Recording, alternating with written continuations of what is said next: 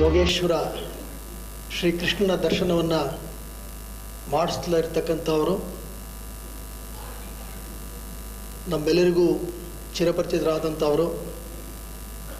ಅವರನ್ನು ನಾನೇನು ಸಭೆಗೆ ಪ್ರತ್ಯೇಕವಾಗಿ ಪರಿಚಯಿಸುವ ಅಗತ್ಯ ಖಂಡಿತ ಇಲ್ಲ. ಯಾಕೆಂತೇಳಿದ್ರೆ ಅವರು ಮನೆ ಮಾತು. ನಾನು ಮೊನ್ನೆ ಯಾವುದೋ ಒಂದು ಊರಿಗೆ ಒಂದು ಟ್ರೈನಲ್ಲಿ ಹೋಗ್ತಾ ಇದ್ದೆ. ಅಲ್ಲಿ ಯಾವುದೋ ಒಬ್ಬ ರೈತ, ಅವರ ವೇಷಭೂಷಣ ನೋಡೇ ಗೊತ್ತಾಯಿತು. ಒಂದು ಮೊಬೈಲು ಮತ್ತು ಕಿವಿಯಲ್ಲಿ ಏನೋ ಹಾಕ್ಕೊಂಡಿದ್ರು. ಭಾಳ ತನ್ಮಯತೆಯಿಂದ ಕೇಳ್ತಾ ಇದ್ರು. ಆಮೇಲೆ ಒಂದು ಸ್ವಲ್ಪ ನಸುನಕ್ಕರು, ನಾನು ನಕ್ಕೆ. ಈ ಸಾಧಾರಣ ನಮ್ಮ ಪೇಟೆಗಳಲ್ಲಿ ಕಿವಿಗೆ ಏನೋ ಸಿಕ್ಕಿಸ್ಕೊಂಡು ಏನೇನೋ ಕೇಳ್ಕೊಂಡು ಹೋಗ್ತಾ ಇರೋದು, ಅದರಿಂದ ಸಾಕಷ್ಟು ಅವಘಡಗಳಾಗೋದು ಇದೆಲ್ಲ ನೋಡಿದ್ದೀವಿ. ಆದರೆ ಈತ ಹಾಗಲ್ಲದೆ ಭಾಳ ತನ್ಮಯತೆಯಿಂದ ಮೊಬೈಲಿಂದ ಕೇಳಿಸ್ಕೊತಾ ಇದ್ದ. ಸುಮ್ಮನೆ ಹಾಗೆ ಮಾತಾಡಿ, ಏನು ತಾವೇನೋ ಕೇಳ್ತಿದ್ದೀರಾ, ಇದೇನು ಆಗಾತ ಒಂದು ಮಾತು ಹೇಳಿದ್ರು. ಇದು ನನ್ನ ಜೀವನವನ್ನು ಬದಲಾಯಿಸಿದ, ನನ್ನ ಜೀವನಕ್ಕೆ ಹೊಸ ಅರ್ಥವನ್ನು ಕೊಟ್ಟಂತಹ ಒಬ್ಬ ಪುಣ್ಯಾತ್ಮನ ಮಾತುಗಳು. ನಾನು ಕೇಳಿಸ್ಕೋಬೋದಾ ಅಂತ ಸುಮ್ಮನೆ ಕಿವಿಲಿ ಇಟ್ಕೊಂಡೆ. ಅದು ವಿದ್ಯಾವಾಚಸ್ಪತಿ ಬನ್ನಂಜೆ ಗೋವಿಂದಾಚಾರ್ಯರವರು ಭಗವದ್ಗೀತೆಯ ಬಗ್ಗೆ ಹೇಳಿರ್ತಕ್ಕಂತಹ ಒಳ್ಳೆಯ ಮಾತುಗಳು. ವಿದ್ಯಾವಾಚಸ್ಪತಿ ಬನ್ನಂಜೆ ಗೋವಿಂದಾಚಾರ್ಯರವರ ಹೆಸರು ದೇಶ ವಿದೇಶಗಳಲ್ಲೆಲ್ಲ ಇಂದು ಚಿರಪರಿಚಿತ. ಆಧ್ಯಾತ್ಮಿಕ ಜಗತ್ತಿನ ಹಿರಿಮೆಯನ್ನು ಎತ್ತಿ ಹಿಡಿಯುವವರಲ್ಲಿ ಅಗ್ರಗಣ್ಯರು ಇವರು ಅಂತ ಹೇಳಿದ್ರೆ ಖಂಡಿತ ಅತಿಶಯೋಕ್ತಿ ಅಲ್ಲ. ಅಂತಹವರು ಇಂಥ ಸಭೆಗೆ ಆಗಮಿಸಿರ್ತಕ್ಕಂಥದ್ದು ಪ್ರಾಯಶಃ ಇದು ನಮ್ಮೆಲ್ಲರ ಒಂದು ಪುಣ್ಯ ವಿಶೇಷ. ವಿದ್ಯಾವಾಚಸ್ಪತಿ ಬನ್ನಂಜೆ ಗೋವಿಂದಾಚಾರ್ಯರು ಅನೇಕ ಆಧ್ಯಾತ್ಮಿಕ ಕೃತಿಗಳಿಗೆ ಕರ್ತೃಗಳಾಗಿದ್ದಾರೆ. ಅವರ ಅನೇಕ ಪುಸ್ತಕಗಳು ಇಲ್ಲೂ ಲಭ್ಯ ಇದೆ, ತಾವು ಗಮನಿಸಿ. ಹಾಗೆ ಅನೇಕ CD DVD ಮತ್ತು ಅಂತರ್ಜಾಲ ಮಾಧ್ಯಮದಲ್ಲಿ ಇವರು ಮಾಡಿರ್ತಕ್ಕಂಥ ಅನೇಕ ಉಪನ್ಯಾಸಗಳು ದೇಶ ವಿದೇಶಗಳಲ್ಲಿ ಅನೇಕರನ್ನು ಉನ್ನತಿ ಕಡೆ ಸಾಗುವುದಕ್ಕೆ ಮಾರ್ಗದರ್ಶಕವಾಗಿದೆ. ಇಂತಹ ಒಬ್ಬ ಅದ್ಭುತ ವ್ಯಕ್ತಿ ಇಂದು ನಮ್ಮೊಳಗೆ ಬಂದಿರತಕ್ಕಂಥದ್ದು ನಮಗೆ ಬಹಳ ಸಂತೋಷ. ಈಗ ವಿದ್ಯಾವಾಚಸ್ಪತಿ ಬನ್ನಂಜೆ ಗೋವಿಂದಾಚಾರ್ಯರ ಮುಖೇನ ಯೋಗೇಶ್ವರ ಶ್ರೀಕೃಷ್ಣನ ದರ್ಶನ. ಎಲ್ಲರೂ ಎದ್ದು ನಿಂತು ಗೌರವವನ್ನು ಸೂಚಿಸಬೇಕಾಗಿ ಪ್ರಾರ್ಥನೆ.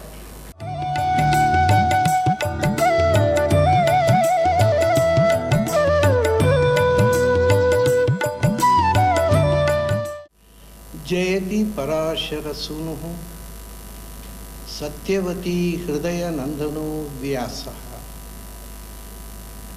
ಯಸ್ಯ ಆಸ್ಯ ಕಮಲಗಲಿತಂ ವಾಂಗ್ಮಯಮೃತಂ ಜಗತ್ ಪಿಬತಿ ಭುಜಗ ಭೋಗಾಭಮುದ್ಯಮ್ಯ ಹೃದಯಂ ನಿಜಭುಜಂ ದಕ್ಷಿಣಂ ಲಕ್ಷಣಾಢ್ಯಂ ಲಲಿತಮುದ್ರಿಕ್ತ ವಿಜ್ಞಾನಮುದ್ರಂ ಭಜ ಭಜ ಅನಂತಮಿತ್ಯಾಲಪಂತಂ ಪ್ರಣತವಾನ್ ಪ್ರಾಣಿನಾಂ ಪ್ರಾಣಭೂತಂ ಪ್ರಣತಿಭಿಃ ಪ್ರೀಣಯೇ ಪೂರ್ಣಬೋಧಂ ಭವದವೋಷ್ಣೇನ ತಾತಪ್ಯಮಾನಾನ್ ಭುವಿ ಪರಂ ನಾಥಮಪ್ರೇಕ್ಷಮಾಣಾನ್ ಭುವನಮಾನ್ಯೇನ ಚ ಅನ್ಯೇನ ದೋಷ್ಣಾ ಭವತು ಭೀರ್ಮೇತಿ ನ ಸಾಂತ್ವಯಂತಂ ಪ್ರಣತವಾನ್ ಪ್ರಾಣಿನಾಂ ಪ್ರಾಣಭೂತಂ ಪ್ರಣತಿಭಿಃ ಪ್ರೀಣಯೇ ಪೂರ್ಣಬೋಧಂ.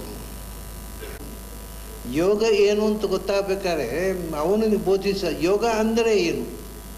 ವಸ್ತುತಃ ಯೋಗ ಶಬ್ದದ ಅರ್ಥ ಸಂಸ್ಕೃತದಲ್ಲಿ ಉಪಾಯ ಅಂತ, ವಿಧಾನ, ಮೆಥಡಾಲಜಿ. ನನಗೆ ವಿದೇಶದಲ್ಲಿ ಅದರ ಪ್ರತಿ ಸಿಕ್ಕಿತು, ಈಗ ಚಾಲ್ತಿಯಲ್ಲಿ ಇಲ್ಲ ಅದು. ಅದರಲ್ಲಿ ಒಂದು ವಾಕ್ಯ ಇದೆ, ಅದು ಮೂಲತಃ ಹೀಬ್ರೂ ಭಾಷೆಯಲ್ಲಿದ್ದದ್ದು. ಅದರಲ್ಲಿ ಏನು ಹೇಳ್ತಾನೆ, Joshua says come to me for my yoga is natural. ನೋಡಿ, ಇದು ನೀವು ಹೀಬ್ರೂ ಭಾಷೆಯಲ್ಲಿದ್ದಾಗಲೂ ಇದ್ದ ಶಬ್ದ ಇದು. ಯೋಗ ಅನ್ನೋ ಶಬ್ದವೇ ಇದೆ ಬೈಬಲ್ನಲ್ಲಿ. So for my yoga is natural, ನನ್ನದು ಇದು ಯಾವ ಯೋಗ? ಸಹಜ ಯೋಗ. ಕೃಷ್ಣ ಭಗವದ್ಗೀತೆಯಲ್ಲಿ ಬೋಧಿಸಿದ ಯೋಗ. ಮೈ ಯೋಗ ಈಸ್ ನ್ಯಾಚುರಲ್. ಇಡೀ ಬೈಬಲ್ನಲ್ಲಿ ಎಲ್ಲ ಅನುವಾದಗಳಲ್ಲೂ ಈ ಯೋಗ ಶಬ್ದವೇ ಇದೆ.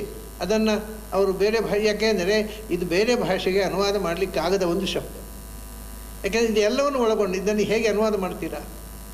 ಸಹಜ ಯೋಗ, ಜೀವನ ಯೋಗ, ಜ್ಞಾನ ಯೋಗ, ಕರ್ಮಯೋಗ, ಇದೆಲ್ಲವನ್ನು ಕೂಡಿಕೊಂಡಿರ್ತಕ್ಕಂಥ ಒಂದು ಬದುಕಿನ ನಡೆ.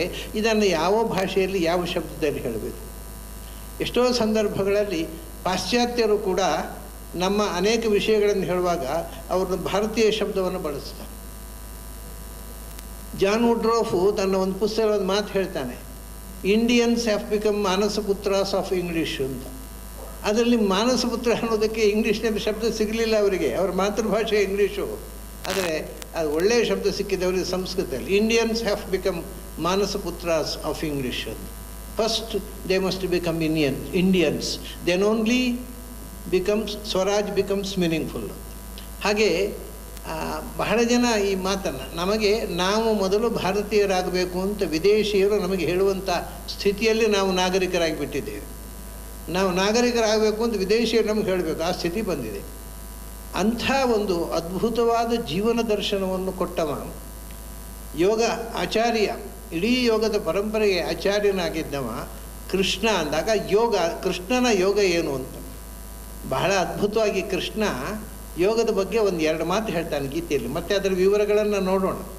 ಕೃಷ್ಣ ಯೋಗದ ಬಗ್ಗೆ ಮಾಡ್ತಕ್ಕಂಥ ಡೆಫಿನಿಷನ್ ಏನು ಅಂದರೆ,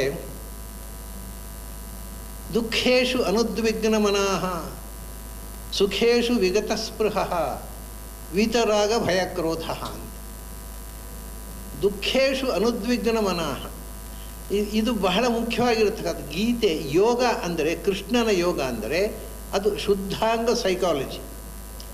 ನಮ್ಮ ಯೋಗವೇ ನಮ್ಮ ಮನಸ್ಸಿಗೆ ಹೇಗೆ ಯಶಸ್ವಿಯಾಗಿ ಬದುಕಬೇಕು, ಸಮಸ್ಯೆಗಳನ್ನು ಹೇಗೆ ಎದುರಿಸಬೇಕು, ಸಮಸ್ಯೆಗಳನ್ನು ಮೀರಿ ಹೇಗೆ ಬದುಕಬೇಕು ಅಂತ ತೋರಿಸ್ತಕ್ಕಂಥ ಒಂದು ಗ್ರಂಥ ಗೀತೆ ಅನ್ನುವುದೇ.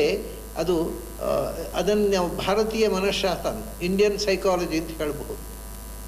ಆ ಗ್ರಂಥ ನಮ್ಮ ದೇಶದಲ್ಲಿಯೇ ಅದು ಈಗ ದುರುಪಯೋಗ ಆಗ್ತಾರೆ. ಯಾಕೆಂದರೆ 2 ಮಂದಿ ಇದ್ದಾರೆ ನಮ್ಮ ದೇಶದಲ್ಲಿ. ಕೆಲವರು ಗೀತೆಯನ್ನು ಗೌರವದಿಂದ ಆರಾಧಿಸುವವರು, ಕೆಲವರು ಇವಾಗ ನೋಡ್ತಾ ಇದ್ದೀರಿ ಪತ್ರಿಕೆಯಲ್ಲಿ ಅದರ ಗೀತೆ ಅನ್ನೋದು ಅನಪೇಕ್ಷಿತ ಗ್ರಂಥ, ಅದು ನಮಗೆ ಬೇಕಾದ್ದಲ್ಲ ಅಂತ ಅನ್ನೋರು. ಇಬ್ಬರು ಒಟ್ಟಿಗೆ ಗೀತೆಗೆ ಅನ್ಯಾಯ ಮಾಡ್ತಾ ಇದ್ದಾರೆ. ಯಾಕೆಂದರೆ ಇಬ್ಬರು ಗೀತೆಯನ್ನು ಓದದೇ ಮಾತಾಡುವರು. ಗೀತೆ ಬಹಳ ಶ್ರೇಷ್ಠ ಗ್ರಂಥ ಅಂತ ಕೆನ್ನೆ ತಟ್ಟುಕೊಳ್ಳುವವರು ಅವರು ಗೀತೆಗೆ ಅದರ ಬೈಂಡಿಗೆ ಕುಂಕುಮ ಹಚ್ಚಿ ಗಂಧ ಹಚ್ಚಿ ಅದಕ್ಕೆ ಮಂಗಳಾರತಿ ಮಾಡ್ತಾರೆ ಹೊರತು ಒಳಗಿದ್ದ ತಿರುಳನ್ನು ತಿಳ್ಕೊಳ್ಳೋಲ್ಲ. ಗೀತೆಯನ್ನು ನಿರಾಕರಣೆ ಮಾಡುವವರು ದುರ್ದೈವದಿಂದ ಅದಕ್ಕೆ ಅರ್ಥವಾಗಲಿಲ್ಲ, ಓದಲೂ ಇಲ್ಲ. ಅದರಲ್ಲಿ ಏನೂ ಇಲ್ಲ, ಯಾಕೆಂದ್ರೆ ನಾವು ಓದೇ ಇದ್ದದ್ರಿಂದ ಅಂತ ಹೇಳೋ ವರ್ಗ ಈಗ ಬೆಳೀತಾ ಇದೆ. ನಮ್ಮಲ್ಲಿ ಇದು ದೊಡ್ಡ ದುರಂತ ಇದು. ಏನು ಒಂದು ಗ್ರಂಥವನ್ನು ನಾವು ನಮ್ಮಲ್ಲಿ ಅದರಲ್ಲಿ ಏನಿದೆ ಏನಿಲ್ಲ ಅನ್ನೋದನ್ನು ತಿಳ್ಕೊಳ್ಳೋದೇ ಟೀಕೆ ಮಾಡ್ತಕ್ಕಂಥ ಒಂದು ಮನೋವೃತ್ತಿ. ಗೀತೆ ಸಂಸ್ಕೃತದಲ್ಲಿದೆ. ಒಂದು ಕಾಲದಲ್ಲಿ ಅದು ಈ ದೇಶದ ಲಿಂಕ್ ಲ್ಯಾಂಗ್ವೇಜ್ ಆಗಿತ್ತು. ಹಾಗಾಗಿ ಎಲ್ಲ ದೇಶದಾದ್ಯಂತ ಅರ್ಥ ಆಗಬೇಕಾಗಿದ್ದರೆ ಸಂಸ್ಥೆಯಲ್ಲಿ ಬರೀಬೇಕಿತ್ತು. ಈಗ ಹೇಗೆ ಲಿಂಕ್ ಲ್ಯಾಂಗ್ವೇಜ್ ಆಗಿ ನಮ್ಮ ದೇಶದಲ್ಲೂ ಇಂಗ್ಲೀಷು ಪ್ರವರ್ಧಮಾನವಾಗ್ತಾ ಇದೆ, ಹಾಗೆ ಒಂದು ಕಾಲದಲ್ಲಿ ಎಲ್ಲರಿಗೂ ಅರ್ಥ ಆಗಬೇಕಾದ್ರೆ ಸಂಸ್ಥೆಯಲ್ಲಿ ಬರೀಬೇಕು. ಈಗ ಏನು ಅಂದರೆ ಯಾರಿಗೂ ಅರ್ಥ ಆಗಬಾರ್ದು ಅಂದರೆ ಸಂಸ್ಥೆಯಲ್ಲಿ ಬರೀಬೇಕು, ಅಷ್ಟೇ ವ್ಯತ್ಯಾಸ. ಹಿಂದೆ ಎಲ್ಲರಿಗೂ ಅರ್ಥ ಆಗಬೇಕು ಅಂತ ಸಂಸ್ಥೆಯಲ್ಲಿ ಬರೀತಿದ್ರು, ಈಗ ಯಾರಿಗೂ ಅರ್ಥ ಆಗೋದಿಲ್ಲ. ಈಗ ಬರೀ ಪೂಜೆ ಮಾಡೋರಿಗೆ ಮಂತ್ರ ಉರು ಹೊಡಿಲಿಕ್ಕೆ ಸಂಸ್ಕೃತ. ತಮಾಷೆ ಏನು ಅಂದರೆ ಮಂತ್ರ ಹೇಳುವವರಿಗೆ ಮಂತ್ರ ಅರ್ಥ ಗೊತ್ತಿರೋದಿಲ್ಲ. ಆದರೂ ಮಂತ್ರ ಯಾಕೆಂದರೆ ನಮಗೆ ಅರ್ಥ ಆಗದೇ ಇದ್ರೆ ದೇವರಿಗೆ ಅರ್ಥ ಆಗುತ್ತಲ್ಲ, ಅದು ಸಾಕು. ಅದರ ಗ್ರಾಚಾರ ಪ್ರಪಂಚದಲ್ಲಿ ಯಾವ ದೇಶದಲ್ಲಿಯೂ ನಮಗೆ ಅರ್ಥವಾಗದ ಭಾಷೆಯಲ್ಲಿ ದೇವರನ್ನು ಪೂಜೆ ಮಾಡುವ ಕ್ರಮ ಇಲ್ಲ. ಅದು ಭಾರತದ ವೈಶಿಷ್ಟ್ಯ. ನಾವು ನಮಗೆ ಅರ್ಥವಾಗದ ಮಂತ್ರಗಳನ್ನು ಹೇಳಿ ದೇವರನ್ನು ಪೂಜೆ ಮಾಡ್ತೀವಿ. ಅದೇ ಒಂದು ಕಾಲದಲ್ಲಿ ಇಡೀ ದೇಶವನ್ನು ಆ ಬೈಂಡಿಂಗ್ ಫೋರ್ಸ್ ಅಂತ ಕಟ್ಟಿ ಹಾಕಿದಂಥ ಒಂದು ಭಾಷೆ. ಅದಕ್ಕೋಸ್ಕರ ಗೀತೆ ಆಗಲಿ ಎಲ್ಲ ಗ್ರಂಥಗಳು ಸಂಸ್ಥೆಯಲ್ಲಿ ಬಂದವು. ಕೃಷ್ಣ ಯೋಗ ಅಂದರೆ ಬದುಕಿನ ಯಶಸ್ವಿಯಾಗಿ ಬದುಕುವ ವಿಧಾನ ಅಂತ. ಯಾಕೆಂದರೆ ಅವರೊಂದು ಮಾತು ಹೇಳ್ತಾರೆ, ಸಿದ್ಧ್ಯೋ ಸಮೋಭೂತ್ವ ಸಮತ್ವಂ ಯೋಗ ಉಚ್ಯತೆ. ಯೋಗ ಅಂತಂದರೆ ಏನು ಅಂದರೆ, ಜೀವನದಲ್ಲಿ ನಾವು ಏನನ್ನೋ ಮಾಡಲಿಕ್ಕೆ ಹೊರಡ್ತೇವೆ, ಮಾಡಲಿಕ್ಕಾಗದೆ ಸೋಲ್ತೇವೆ, ಅಥವಾ ಒಮ್ಮೊಮ್ಮೆ ಗೆಲ್ತೇವೆ. ನಾವು ಸೋತಾಗ ಡಿಪ್ರೆಷನಿಗೆ ಹೋಗ್ತೇವೆ, ಅಯ್ಯೋ ಹೀಗಾಯ್ತಲ್ಲ ಅಂತ ತಲೆ ಕೈ ಇಟ್ಕೊಂಡು ಕೂತ್ಬಿಡ್ತೇವೆ. ಗೆದ್ದಾಗ ನೆಲ ಬಿಟ್ಟು ಹಾರಾಡ್ತೇವೆ. ಕೃಷ್ಣ ಹೇಳ್ತಾನೆ ಇದು ಎರಡೂ ಮನಃಶಾಸ್ತ್ರಕ್ಕೆ ವಿರುದ್ಧವಾದ. ಆದ್ದರಿಂದ ಇದು ಜೀವನ ಯೋಗ ಅಲ್ಲ. ಮತ್ತು ಸಮತ್ವಂ ಯೋಗ ಉಚ್ಯತೆ. ನೀನು ಯಾವಾಗಲೂ ಒಂದು ಕೆಲಸ ಮಾಡುವಾಗ ಆ ಕೆಲಸದಿಂದ ನನಗೆ ಯಶಸ್ಸು ಸಿಗಬೇಕು ಅಂತ ನಿರೀಕ್ಷೆ ಮಾಡುವುದು, ಯಶಸ್ಸು ಸಿಗಲೇಬೇಕು ಅಂತ ನಿರೀಕ್ಷೆ ಮಾಡೋದು, ಆಮೇಲೆ ಸಿಗದೇ ಇದ್ದಾಗ ಡಿಸಪಾಯಿಂಟ್ಮೆಂಟು, ಡಿಪ್ರೆಷನ್ ಎರಡೂ ಕೂಡ ಅಸಹಜ ಅಲ್ವಾ? ನಮಗೆ ಎರಡರ ಹೆಚ್ಚು ನಾನು ಒಂದು ಕೆಲಸ ಮಾಡ್ತೇನೆ, ಇದು ಫಲ ಕೊಡಬಹುದು ಅಥವಾ ಕೊಡದೇ ಇರಬಹುದು. ಎರಡರಲ್ಲಿಯೂ ನಾನು ತಲೆ ಕೆಡಿಸಿಕೊಳ್ಳುವುದಿಲ್ಲ ಅನ್ನುವ ದಾರ್ಢ್ಯ ಇದ್ದಾಗ ಬದುಕಿಗೆ ಒಂದು ಭರವಸೆ ಬರ್ತದೆ. ಅದನ್ನು ಸಿದ್ಧಿ ಅಸಿದ್ಧಿಯೋ ಸಮಭೂತ್ವ ಅಂತ. ಸಮತ್ವ ಯೋಗ ಅಂದರೆ ಸಮದೃಷ್ಟಿ. ಯಾವುದಲ್ಲಿ? ಗೆಲುವು ಸೋಲುಗಳಲ್ಲಿ, ಸುಖ ದುಃಖಗಳಲ್ಲಿ ಸಮದೃಷ್ಟಿ. ಒಂದರಲ್ಲಿ ಕುಗ್ಗುವುದು, ಒಂದರಲ್ಲಿ ಹಿಗ್ಗುವುದು ಇರಬಾರದು. ಗೆದ್ದೆವು, ಅದು ನೆಲ ಬಿಟ್ಟು ನಡೀಬಾರದು. ಸೋತೆವು, ಕುಸಿದು ಕೂಡಬಾರದು. ಎಲ್ಲವೂ ಸಮಾನವಾಗಿ ಗೆಲುವು. ಯಾಕೆ ಅಂದರೆ ಹಗಲು ರಾತ್ರಿಯಂತೆ ಇದು ಜೀವನದಲ್ಲಿ ಇರಬೇಕಾದ ಒಂದು ಸಹಜ ಕ್ರಿಯೆ. ಅದಕ್ಕೆ ನಾವು ಯಾಕೆ ಹಾರಾಡಬೇಕು ಅಥವಾ ಕುಸಿಬೇಕು, ಕುಗ್ಗಬೇಕು? ಯಾವುದು ಸಹಜವೋ ಅದಕ್ಕೋಸ್ಕರ ಅಳುವುದಕ್ಕೆ ಅರ್ಥ ಇಲ್ಲ. ಇದರಲ್ಲಿ ಹಗಲು ರಾತ್ರಿ ಸಹಜ, ಹಾಗೆಯೇ ಸೋಲು ಗೆಲುವು ಜೀವನದಲ್ಲಿ ಸಹಜ. ಜೀವನ ಅಂದರೆ ದ್ವಂದ್ವಗಳ ಸರಮಾಲೆ. ಒಂದು ಸೋಲು ಗೆಲುವು, ಲಾಭ ನಷ್ಟ, ಇದು ಆಗ್ತಾ ಇರ್ತದೆ. ಹಗಲು ಮಾತ್ರ ಬೇಕು, ರಾತ್ರಿ ಬೇಡ ಅಂದರೆ ಆಗತ್ತಾ? ಇಲ್ಲ, ರಾತ್ರಿ ಬಂದೇ ಬರುತ್ತೆ. ರಾತ್ರಿ ಬಂತು ಅಂತ ಯಾರಾದರೂ ಅಳ್ತಾರಾ? ಯಾಕೆಂದರೆ ನಾವು ಹತ್ರ ಬರುತ್ತೆ, ಅಳದಿದ್ರೂ ಬರುತ್ತೆ. ದೀಪ ಹಚ್ಚೋದು ಅಷ್ಟೇ, ಅಳುವುದಲ್ಲ. ಹಾಗೆಯೇ ಜೀವನದಲ್ಲಿ ಸುಖ ದುಃಖ ಅನ್ನೋದು ಅನಿವಾರ್ಯವಾಗಿ ಬರತಕ್ಕಂಥ ಎರಡು ಅಲೆಗಳು. ಅದರಲ್ಲಿ ಒಂದು ಬೇಕು ಒಂದು ಬೇಡ ಅನ್ನೋನು ಮೂರ್ಖಂದಿದ್ದಾನೆ. ಜೀವನ ಧರ್ಮ ಗೊತ್ತಿದ್ದರೆ ಎರಡನ್ನೂ ಸ್ವಾಗತಿಸಬೇಕು. ಅದಕ್ಕೆ ಒಂದು ಭಾಗವತದಲ್ಲಿ ಒಂದು ಮಾತು ಹೇಳ್ತಾನೆ ಕೃಷ್ಣ, ಸುಖ ದುಃಖ ಅತ್ಯಯ ಸುಖ ಅಂತ. ನಿಜವಾದ ಸುಖ ಏನು ಅಂತ ಉದ್ಧವ ಪ್ರಶ್ನಿಸಿದಾಗ ಕೃಷ್ಣ ಹೇಳ್ತಾನೆ, ಎರಡನ್ನು ಸುಖ ಮತ್ತು ದುಃಖ ಎರಡನ್ನು ಮೀರಿ ನಿಲ್ಲುವುದು ನಿಜವಾದ ಸುಖ ಅಂತ. ಸುಖಕ್ಕಾಗಿ ಹಂಬಲಿಸುವುದು ಸುಖ ಅಲ್ಲ, ಅಥವಾ ದುಃಖ ಬೇಡ ಅಂತ ಅದು ನಿರಾಕರಣೆ ಮಾಡೋದು ದುಃಖ ಅಲ್ಲ. ಸುಖ ದುಃಖ ಎರಡನ್ನು ಮೀರಿ ನಿಂತುಬಿಟ್ಟು ಸುಖ ದುಃಖಗಳಿಗೆ ಸಾಕ್ಷೀಭೂತವಾಗಿ ಬದುಕು. ಸುಖ ಬಂದಾಗಲೂ ಸಾಕ್ಷಿಯಾಗಿ ನೋಡು, ದುಃಖ ಬಂದಾಗಲೂ ಸಾಕ್ಷಿಯಾಗಿ ನೋಡು. ಅದರಿಂದ ಏನು ಬುದ್ಧಿಯಲ್ಲಿ ಬದಲಾವಣೆ ಆಗದೇ ಇರಲಿ. ಸಮದೃಷ್ಟಿ ಇದು ದೊಡ್ಡ ಯೋಗ. ಜೀವನದಲ್ಲಿ ಈ ರೀತಿ ಸಮದೃಷ್ಟಿ ಇದ್ದರೆ ಮನುಷ್ಯ ಗೊಂದಲಕ್ಕೊಳಗಾಗುವುದೇ ಇಲ್ಲ. ಸಹಜ ಸೋಲುವುದು, ಸಹಜ ಸೋತೆ, ಗೆಲ್ಲುವುದು ಅದು ಇನ್ನೊಂದು ಮುಖ, ಸಹಜ. ಎಲ್ಲವನ್ನೂ ನಾವು ಸಹಜವಾಗಿ ತೆಗೆದುಕೊಂಡು ಮನಸ್ಸಿನ ಸ್ಥಿಮಿತವನ್ನು ಕಳಕೊಳ್ಳದೆ ಬದುಕಿದರೆ ಅದಕ್ಕಿಂತ ದೊಡ್ಡ ಯೋಗ ಏನು ಅಂತಾನೆ ಕೃಷ್ಣ. ಅದನ್ನ ದುಃಖೇಶು ಅನುದ್ವಿಗ್ನಮನಃ ಅವನು ಹೇಳ್ತಕ್ಕಂತಹ ಮಾತು ನೋಡಿ. ಸುಖೇಶು ವಿಗತ ಸ್ಪೃಹ, ದುಃಖ ಬಂದಾಗ ಉದ್ವೇಗಕ್ಕೊಳಗಾಗಬೇಡ. ಆಯಿತು, ದುಃಖವನ್ನು ಉದ್ವೇಗಕ್ಕೊಳಗಾಗದೆ ಇದು ಒಂದು ಜೀವನದಲ್ಲಿ ಆಗಬೇಕಾದ ಸಹಜ ಕ್ರಿಯೆ. ಹಾಗೆ ಸುಖೇಶು, ಸುಖ ಬಂದಾಗ ಹಾರಾಡಬೇಡ. ಯಾಕೆಂದರೆ ಒಂದು ಎಚ್ಚರ ಇರಬೇಕು. ನಮಗೆ ದುಃಖ ಬಂದಾಗ ಒಂದು ಎಚ್ಚರ ಏನು ಅಂದರೆ ನೆಕ್ಸ್ಟ್ ಚೇಂಜ್ ಏನು. ದುಃಖ ಬಂತು ಅಂದರೆ ದುಃಖಸ್ಯಾನಂತರಂ ದುಃಖಂ, ದುಃಖಸ್ಯಾನಂತರಂ ಸುಖಂ. ಅದರಿಂದ ದುಃಖ ಬಂತು ಅಂತಂದರೆ ಇನ್ನು ನೆಕ್ಸ್ಟ್ ಚೇಂಜು ಸುಖ ಬರಲಿಕ್ಕಿದೆ, ಸಂತೋಷದ ಸುದ್ದಿ. ಸುಖ ಬಂದಾಗ ನೆಕ್ಸ್ಟ್ ಚೇಂಜ್ ಏನು? ಸುಖಸ್ಯಾನಂತರಂ ದುಃಖ. ಸುಖ ಬಂದ ಕೂಡಲೇ ಎಚ್ಚರ ಇರು, ಯಾಕೆಂದರೆ ಮುಂದೆ ದುಃಖ ಬರಬಹುದು. ಹಾಗಾಗಿ ಸುಖ ಅನ್ನೋದು ದುಃಖದ ನಾಂದಿ ಆಗ್ಬೋದು, ದುಃಖ ಅನ್ನೋದು ಸುಖದ ನಾಂದಿ ಆಗ್ಬೋದು. ಹಾಗಾಗಿ ಯಾವುದನ್ನು ನಾವು ರಿಜೆಕ್ಟ್ ಮಾಡೋ ಹಾಗಿಲ್ಲ, ಅಪ್ಸೆಟ್ ಆಗೋ ಹಾಗಿಲ್ಲ. ಎರಡನ್ನೂ ಆನಂದವಾಗಿ ಸ್ವೀಕಾರ ಮಾಡುವಂಥ. ಅದೇ ಒಂದು ಜೀವನ ಅನ್ನುವುದು ಒಂದು ನಾಟಕ. ನೀನು ಅದರ ಸ್ಪೆಕ್ಟೇಟರ್ ಆಗುವಂಥ, ನಿನ್ನ ಬದುಕಿನ ಘಟನೆಗಳಿಗೂ ಕೂಡ ನೀನು ಪ್ರೇಕ್ಷಕನಾಗಿ ನೋಡಿ ಅದನ್ನು ಆನಂದಿಸುವಂಥ. ಹೇಗೆ ಟ್ರ್ಯಾಜಿಡಿ ನಾಟಕವನ್ನು ನೋಡಿ ನಾವು ಆನಂದಿಸ್ತೇವೆ, ಹಾಗೆ ಜೀವನದ ದುಃಖಮಯ ಘಟನೆಗಳನ್ನು ಕೂಡ ನಾವು ಮೂಕ ಪ್ರೇಕ್ಷಕರಾಗಿ ಅದನ್ನು ನೋಡಿ ಇಡೀ ಜೀವನಕ್ಕೆ ನಾವು ಪ್ರೇಕ್ಷಕರಾಗಿ, ತಟಸ್ಥ ಪ್ರೇಕ್ಷಕರಾಗಿ ನಿಂತು ಅದನ್ನು ಆನಂದಿಸಬೇಕು. ಅದು ಯಾಕೆ ವೀತ ರಾಗ ಭಯ ಕ್ರೋಧ, ಅದರಿಂದ ಏನಾಗುತ್ತೆ ಅಂದರೆ ಯಾವುದೋ ಒಂದು ವಿಶಿಷ್ಟ ಅದು ಬೇಕು ಅಂತ ಆ ಒಂದು ಬೇಕು ಅನ್ನುವ ಬಯಕೆ ಹೆಚ್ಚುವುದೂ ಇಲ್ಲ, ಅಥವಾ ಬೇಡವಾದದ್ರ ವಸ್ತುವಿನ ಬಗ್ಗೆ ಕ್ರೋಧವೂ ಇರೋದಿಲ್ಲ. ಮತ್ತು ಎಲ್ಲಕ್ಕಿಂತ ಮುಖ್ಯ ಏನು ಗೊತ್ತುಂಟ, ಈ ಸ್ಥಿತಿಯಲ್ಲಿದ್ದಾಗ ಮನುಷ್ಯ ಯಾವುದಕ್ಕೂ ಹೆದರುವುದಿಲ್ಲ. ಯಾಕಂದರೆ ಸಹಜವಾಗಿ ಏನಾಗುತ್ತೆ ಅದಾಗತ್ತೆ. ನಾನು ಯಾಕೆ ವೀತ ಇದು ಮಾನಸಿಕವಾದ ಸ್ಥೈರ್ಯ. 3 ರಾಗ ಭಯ ಕ್ರೋಧ, ಅವನು ಸ್ಥಿತಧೀಹಿ ಅಂತ, ಅವನು ಯೋಗ ಸಿದ್ಧ. ಆದ್ದರಿಂದ ಮುಂದೆ ಒಂದು ಮಾತು ಹೇಳ್ತಾನೆ, ತಸ್ಮಾತ್ ಯೋಗಾಯ ಯುಜ್ಯಸ್ವ. ನೀನು ಯೋಗದ ಕಡೆಗೆ ಹೋಗು. ಹೇಗೆ? ಯೋಗ ಕರ್ಮಸು ಕೌಶಲಂ. Perfection in your duty is yoga. ನೀನು ಬದುಕಿನಲ್ಲಿ ನಡೆ ಜೀವನದಲ್ಲಿ ಒಂದು ಪರ್ಫೆಕ್ಷನ್ನು, ಸಮರ್ಪಕವಾಗಿ ಸಮರ್ಥವಾಗಿ ಜೀವನವನ್ನು ನಡೆಸುವುದೇ ನಿಜವಾದ ಇದು ಜೀವನ ಯೋಗ. ಆಗ ಅದು ಹೇಗೆ ಅಂದರೆ ಅವನು ಒಂದು ಅದ್ಭುತವಾದ ದೃಷ್ಟಾಂತ ಕೊಡ್ತಾನೆ. ಇದು ಕರ್ಮಯೋಗವೂ ಹೌದು. ಅಂದರೆ ಕರ್ಮಣಿ ಅಕರ್ಮಯ ಪಶ್ಯೇತ್, ಅಕರ್ಮಣಿ ಚ ಕರ್ಮಯಃ ಸ ಬುದ್ಧಿಮಾನ್ ಮನುಷ್ಯೇಷು ಸ ಯುಕ್ತ. ಅವನು ನಿಜವಾದ ಯೋಗಯುಕ್ತ ಯಾರು ಅಂದರೆ ಬಹಳ ಅದ್ಭುತವಾದಂಥ ಶ್ಲೋಕ ಇದು. ಪ್ರಾಯ ಅನೇಕ ಜನ ಸಂಸ್ಕೃತ ಪಂಡಿತರಿಗೂ ಅರ್ಥವಾಗದ ಒಂದು ಒಗಟು. ಅವನು ಏನು ಹೇಳ್ತಾನೆ ಗೊತ್ತಾ? ನೀನು ಕರ್ಮ ಮಾಡ್ತೀಯಲ್ವ, ಎಲ್ಲಿ ಕರ್ಮ ಇದೆ ಅಲ್ಲಿ ಕರ್ಮ ಇಲ್ಲ ಅಂತ ತಿಳ್ಕೊ. ಕರ್ಮಣಿ ಅಕರ್ಮ, ಎಲ್ಲಿ ಕರ್ಮ ಇದೆ ಅಲ್ಲಿ ಕರ್ಮ ಇಲ್ಲ ಅಂತಕೋ. ಎಲ್ಲಿ ಕರ್ಮ ಇಲ್ಲ ಅಲ್ಲಿ ಕರ್ಮ ಇದೆ ಅಂತ ತಿಳ್ಕೊ. ಅದು ನಿಜವಾದ ಯೋಗ ಅಂತಾನೆ. ಇದು ಏನು ಕಥೆಯಪ್ಪ? ಕರ್ಮ ಇದ್ದಲ್ಲಿ ಕರ್ಮ ಇಲ್ಲ ಅಂತ ತಿಳ್ಕೊ, ಕರ್ಮ ಇಲ್ಲದಲ್ಲಿ ಕರ್ಮ ಇದೆ ಅಂತ ತಿಳ್ಕೊ ಅಂತಾನೆ. ಇದು ಒಗಟು, ಇದು ಕೃಷ್ಣನ ಒಗಟು. ಅವನು ಏನು ಹೇಳ್ತಾನೆ ಅಂದರೆ, ನಿಮಗೊಂದು ದೃಷ್ಟಾಂತ ಕೊಡ್ತೇನೆ ನಾನು. ಇವಾಗ ಬೆಂಗಳೂರಿನಿಂದ ಮೈಸೂರಿಗೆ ಒಂದು ಬಸ್ಸು ಹೊರಟಿದೆ. ಆ ಬಸ್ಸಲ್ಲಿ ನಾವು ಕೂತಿರ್ತೇವೆ. ಆವಾಗ ನಾವೇನು ಹೇಳ್ತೀವಿ ಯಾರ ಹತ್ರ, ನಾನು ಮೈಸೂರಿಗೆ ಹೋಗ್ತಾ ಇದ್ದೇನೆ ಅಂತ. ನಾನು ಹೋಗ್ತಾ ಇಲ್ಲ, ಬಸ್ಸಿನಲ್ಲಿ ಕೂತಿದ್ದೇನೆ. ಆದರೆ ಹೋಗ್ತಾ ಇದ್ದೇನೆ. ಅದು ನಾನು ಕೂತಿದ್ದೇನೆ ಅಂತ ಹೇಳೋಲ್ಲ ಯಾರು ಕೂಡ. ಬಸ್ನಲ್ಲಿ ಕೂತಿರ್ತೇವೆ ನಾವು, ಒಂದು ಇಂಚು ಹೋಗೋಲ್ಲ, ಹೋಗ್ತಾ ಇರೋದು ಬಸ್ಸು. ಆದರೆ ನಾವು ಮೈಸೂರಿಗೆ ಹೋಗ್ತಾ ಇದ್ದೇವೆ. ಎಲ್ಲರಿ ನೀವು ಕೂತಿದ್ದೀರಲ್ಲ, ಕೂತಲ್ಲೇ ಕೂತಿದ್ದೀರಲ್ಲ, ಆದರೂ ಹೋಗ್ತಾ ಇದ್ದೇವೆ. ಆದ್ದರಿಂದ ಕೃಷ್ಣ ಎಲ್ಲಿ ಕರ್ಮ ಇದೆ ನಾವು ಮೈಸೂರು ಹೋಗ್ತಾ ಇದ್ದೇವೆ ಅಂತ ಹೇಳ್ತೇವಲ್ಲ, ಆ ಕರ್ಮವನ್ನು ನಾವು ನಮ್ಮ ಅಲ್ಲಿ ನಾನು ಹೋಗ್ತಾ ಇಲ್ಲ, ಮತ್ತೆ ಹೋಗ್ತಾ ಇರೋದು ಯಾವುದು? ನಾನು ಕೂತ ಬಸ್ಸು ಹೋಗ್ತಾ ಇದೆ, ಅದನ್ನು ನಾನು ಹೋಗ್ತೇನೆ ಅಷ್ಟೇ.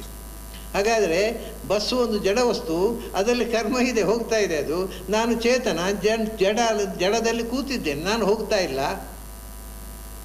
ನಾನು ಬೆಂಗಳೂರಿನಿಂದ ಮೈಸೂರಿಗೆ ಹೋಗ್ತಾ ಇದ್ದೇನೆ ಅನ್ನುವ ನಾನು ಹೋಗದೆ ಕೂತಿದ್ದೇನೆ. ನನ್ನಲ್ಲಿ ಕರ್ಮ ನಾನು ಹೇಳ್ತಾ ಇದ್ದೇನೆ, ಕರ್ಮ ಇಲ್ಲ. ಕರ್ಮ ಇಲ್ಲದ ಜಡ ವಸ್ತು ಹೋಗ್ತಾ ಇದೆ.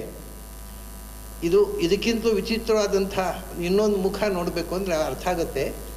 ಒಂದು ಆನೆ ಹೋಗ್ತಾ ಇದೆ ಪೂರ್ವದಿಂದ ಪಶ್ಚಿಮಕ್ಕೆ. ಆನೆಯ ತಲೆಯಲ್ಲಿ ಒಂದು ಇರುವೆ ಇದೆ. ಅದು ಆನೆಯ ತಲೆಯಿಂದ ಬಾಲದ ಕಡೆಗೆ ಬರ್ತಾ ಇದೆ. ಅಂದರೆ ಪಶ್ಚಿಮದಿಂದ ಪೂರ್ವಕ್ಕೆ. ಇದು ಪೂರ್ವದಿಂದ ಪಶ್ಚಿಮಕ್ಕೆ ಹೋಗ್ತಾ ಇದೆ.